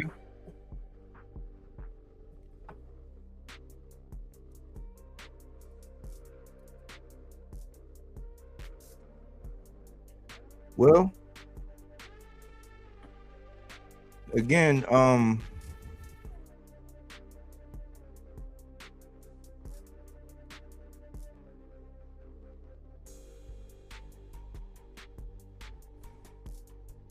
man, this was really a stake in the ground, man. Just to let Errol know, man, you still got some diehards out here, man. You got some people that respect you. You know, they might have had a preference in, you know, whatever opponent. You might have had some Danny Garcia fans when he was your opponent. You might have had some Mikey Garcia fans when he was your opponent. You definitely had a whole lot of Bud fans when he was your opponent. It don't matter, man. But they still got to respect you at the end of the day. If they want to keep doing narratives and all that, man, don't read the newspaper clippings, man. Enjoy your bread, enjoy your family. You know, you deserve it all. Everything that you got, everything you work hard for, man. So we ain't gonna forget you. And you got my vote as far as Hall of Fame.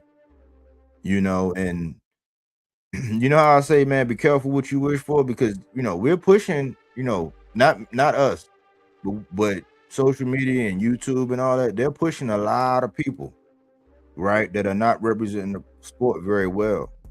And they're gonna look back and be like, dang, man, Errol Spence would have, you're gonna start catching people saying, man, Spence, man, he would have done this, Spence would have been like this. It's almost like I ain't gonna say it's quite like what would Jesus do, because I ain't, you know, I'm not no religious guy, but like they're gonna be looking at it like that. What would Earl do? Because I'll be asking them, like, when people be getting compared to Roy Jones, there's somebody out here that be getting compared to Roy Jones. But what would Roy do? Roy wouldn't be asking for all these, like, he wouldn't, like, Roy, what would, and then somebody else is getting compared to Floyd. What would Floyd do? Like, right? They're going to be saying, well, what would EJ do? You know what I'm saying? Like, compared to what this generation is going through and how they're moving. Your work is going to be appreciated, brother. And it might be a lot more people are going to respect you in time once they calm down, mature, relax, and they look at everything. But that's how it is. People get all in their emotions. They have all these knee-jerk reactions, right? And they say all these things and do all this because they're in the moment and it's hot right now, hot off the press, and I got to do this and I got to do that. But once you relax and it's settled, you realize, like, hey, man, that was a cold brother right there, man. I would definitely want him to be part of the squad if I ever went to war. That's for sure. But hopefully you was able to put something in your rucksack today, right? And march on with it to your next boxing conversation. We always say, go where everybody know your name, and they always glad you came, and they always sing your praise, and then come here with me and AC got to say. You know, we do have guests. They come right in line. They might not be here all the time, you know what I'm saying? But they're resident co-hosts too whenever they jump up here. Nice, great input, man. Like, because this is an intellectual channel. We try to mentally stimulate you. You know what I'm saying? We try to, like, get you to think, get you to critically, like, analyze, like, not be so critical, so judgmental, right? We do base our things on facts. We do have opinions, right? We say silence is consent, meaning that all it takes for evil to prevail is for men and women to remain silent. So we got to speak to the things that need to be spoken to. I am trying so hard to take an optimistic approach. I do not like doing a whole bunch of rants and coming down on this and that. We already don't do the outside the ring stuff. We keep it inside the ring, and If it leaves us outside the ring based on an interview or an action or something like that, we might brush on it. But that's not the focus of this channel, right? We say fruits and veggies, not that Reggie. Fact-based content, not opinion-based. It's not 7-Eleven or McDonald's. We're not just going quick. We could do that all day. Oh, I saw this. Let me react. Oh, I saw that. Let me react. Yep, I was first to say that. Like, no, we're not going to do all of that.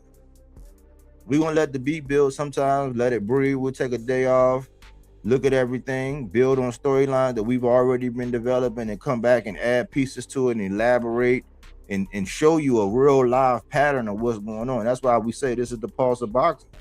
Because on any boxer at any given time, we can pretty much tell you what's going on. You know what I'm saying? We don't all share the same favorite fighters either. AC got guys that he like. We both got guys that we both high on, and I got guys that I'm more high on than he is. Like, as much as I hate the character and the guts of the character of Richardson Hitchens, I can't say that man ain't nice inside the ring. He was smooth as a Cadillac yesterday. I wish he would have got his man out of there, but like he said, something was going on with his hand. I can get all caught up in what's going on between him and Tank. That's not none of my business. I say, Richardson, you look like a fool. You know what I'm saying? But it stops there with me. I still got to recognize what he's able to do inside that ring. That's the difference. You know what I'm saying? That's what you get when you come over here, man. But I appreciate you find out the true quality of a fighter by asking his opponents about him. Right. And that's why I think Bud had a change of heart, because he realized he was going a little bit too hard. Like, no, he ain't getting in the Hall of Fame. And he was like, hold on. I might have shot myself in the foot, because if he ain't getting in the Hall of Fame and my claim to fame is my undisputed, they're going to say, well, who did he fight? And then my claim to fame will be Canelo. It's like, well, Floyd beat him a decade before I did. You know what I'm saying? When Canelo was hot shit, for real. So I think that's why Bud came around. But y'all know how it is, man. I appreciate you guys. I appreciate everybody who came through, man, and showed love. Trini, AJ, Kaz, Miss Coleman. We had a couple trolls in the building. We appreciate you too. Miss Cookie was in the building. Good to see Miss Cookie back in the building. D1 stopped through. I think T Hill was in the building, but I don't know if his comment got erased. You know what I'm saying? Or he retracted it. I don't know. But I appreciate everybody who came through and showed love. Remember, support the channel, man. If you can't support monetarily, because we don't beg, you know what I'm saying? We know that the content do get stolen, you know what I'm saying? And other people get paid for the things that I said here first. We don't care as long as the message. I've been telling AC for the last 6, 7, 8, 9 months, we ain't gonna get the credit. What is boxing credit anyway? All we really care is that the message get out there. You know what I'm saying? But support the channel, man. If you can't do it monetarily, use one of your hypes. Your boy Bodywork, the channel ain't worth one of your hypes. It ain't worth you just taking time out to say, hold on, man, did I make sure I like that? Let me like that. Let me share that. You know what I'm saying? Let me share that. Other people need to see this. Well, or ask other people, what you think about that? You can like the video. You can comment, right? That's engagement. You can hype the video. You can send a cash app. You can send a super chat, right? We're not above any of that.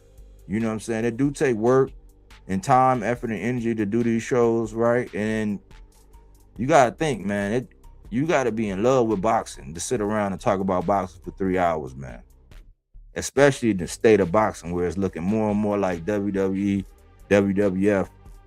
Don't even get me started on that AJ fight, that fixed ass fight. You know what I'm saying? Old buddy was getting ready to mess up the bag. He was looking over at the corner. They was just like, hey, man, stand there, go out, man. We're going to take care of you. Because they was going to mess up that AJ and Fury bag. Think about it. Anyways, man, salute to Big EJ. Salute to the big fish, man down forever, man. I'm gonna be rocking my shirt. I ain't stopped rocking my shirt after that shit happened with Bud. A fan is a fan is a fan. Y'all know I can talk that boxing all day and all night. Anyways, thanks for choosing Bodywork Boxing. But we don't take things for face value. We do that body work. He didn't want to box. He wanted to actually prove that he could punch with you. He was like, what the fuck is this nigga, right? Oh, okay, you want to go to sleep. You tired. Welcome to Bodywork.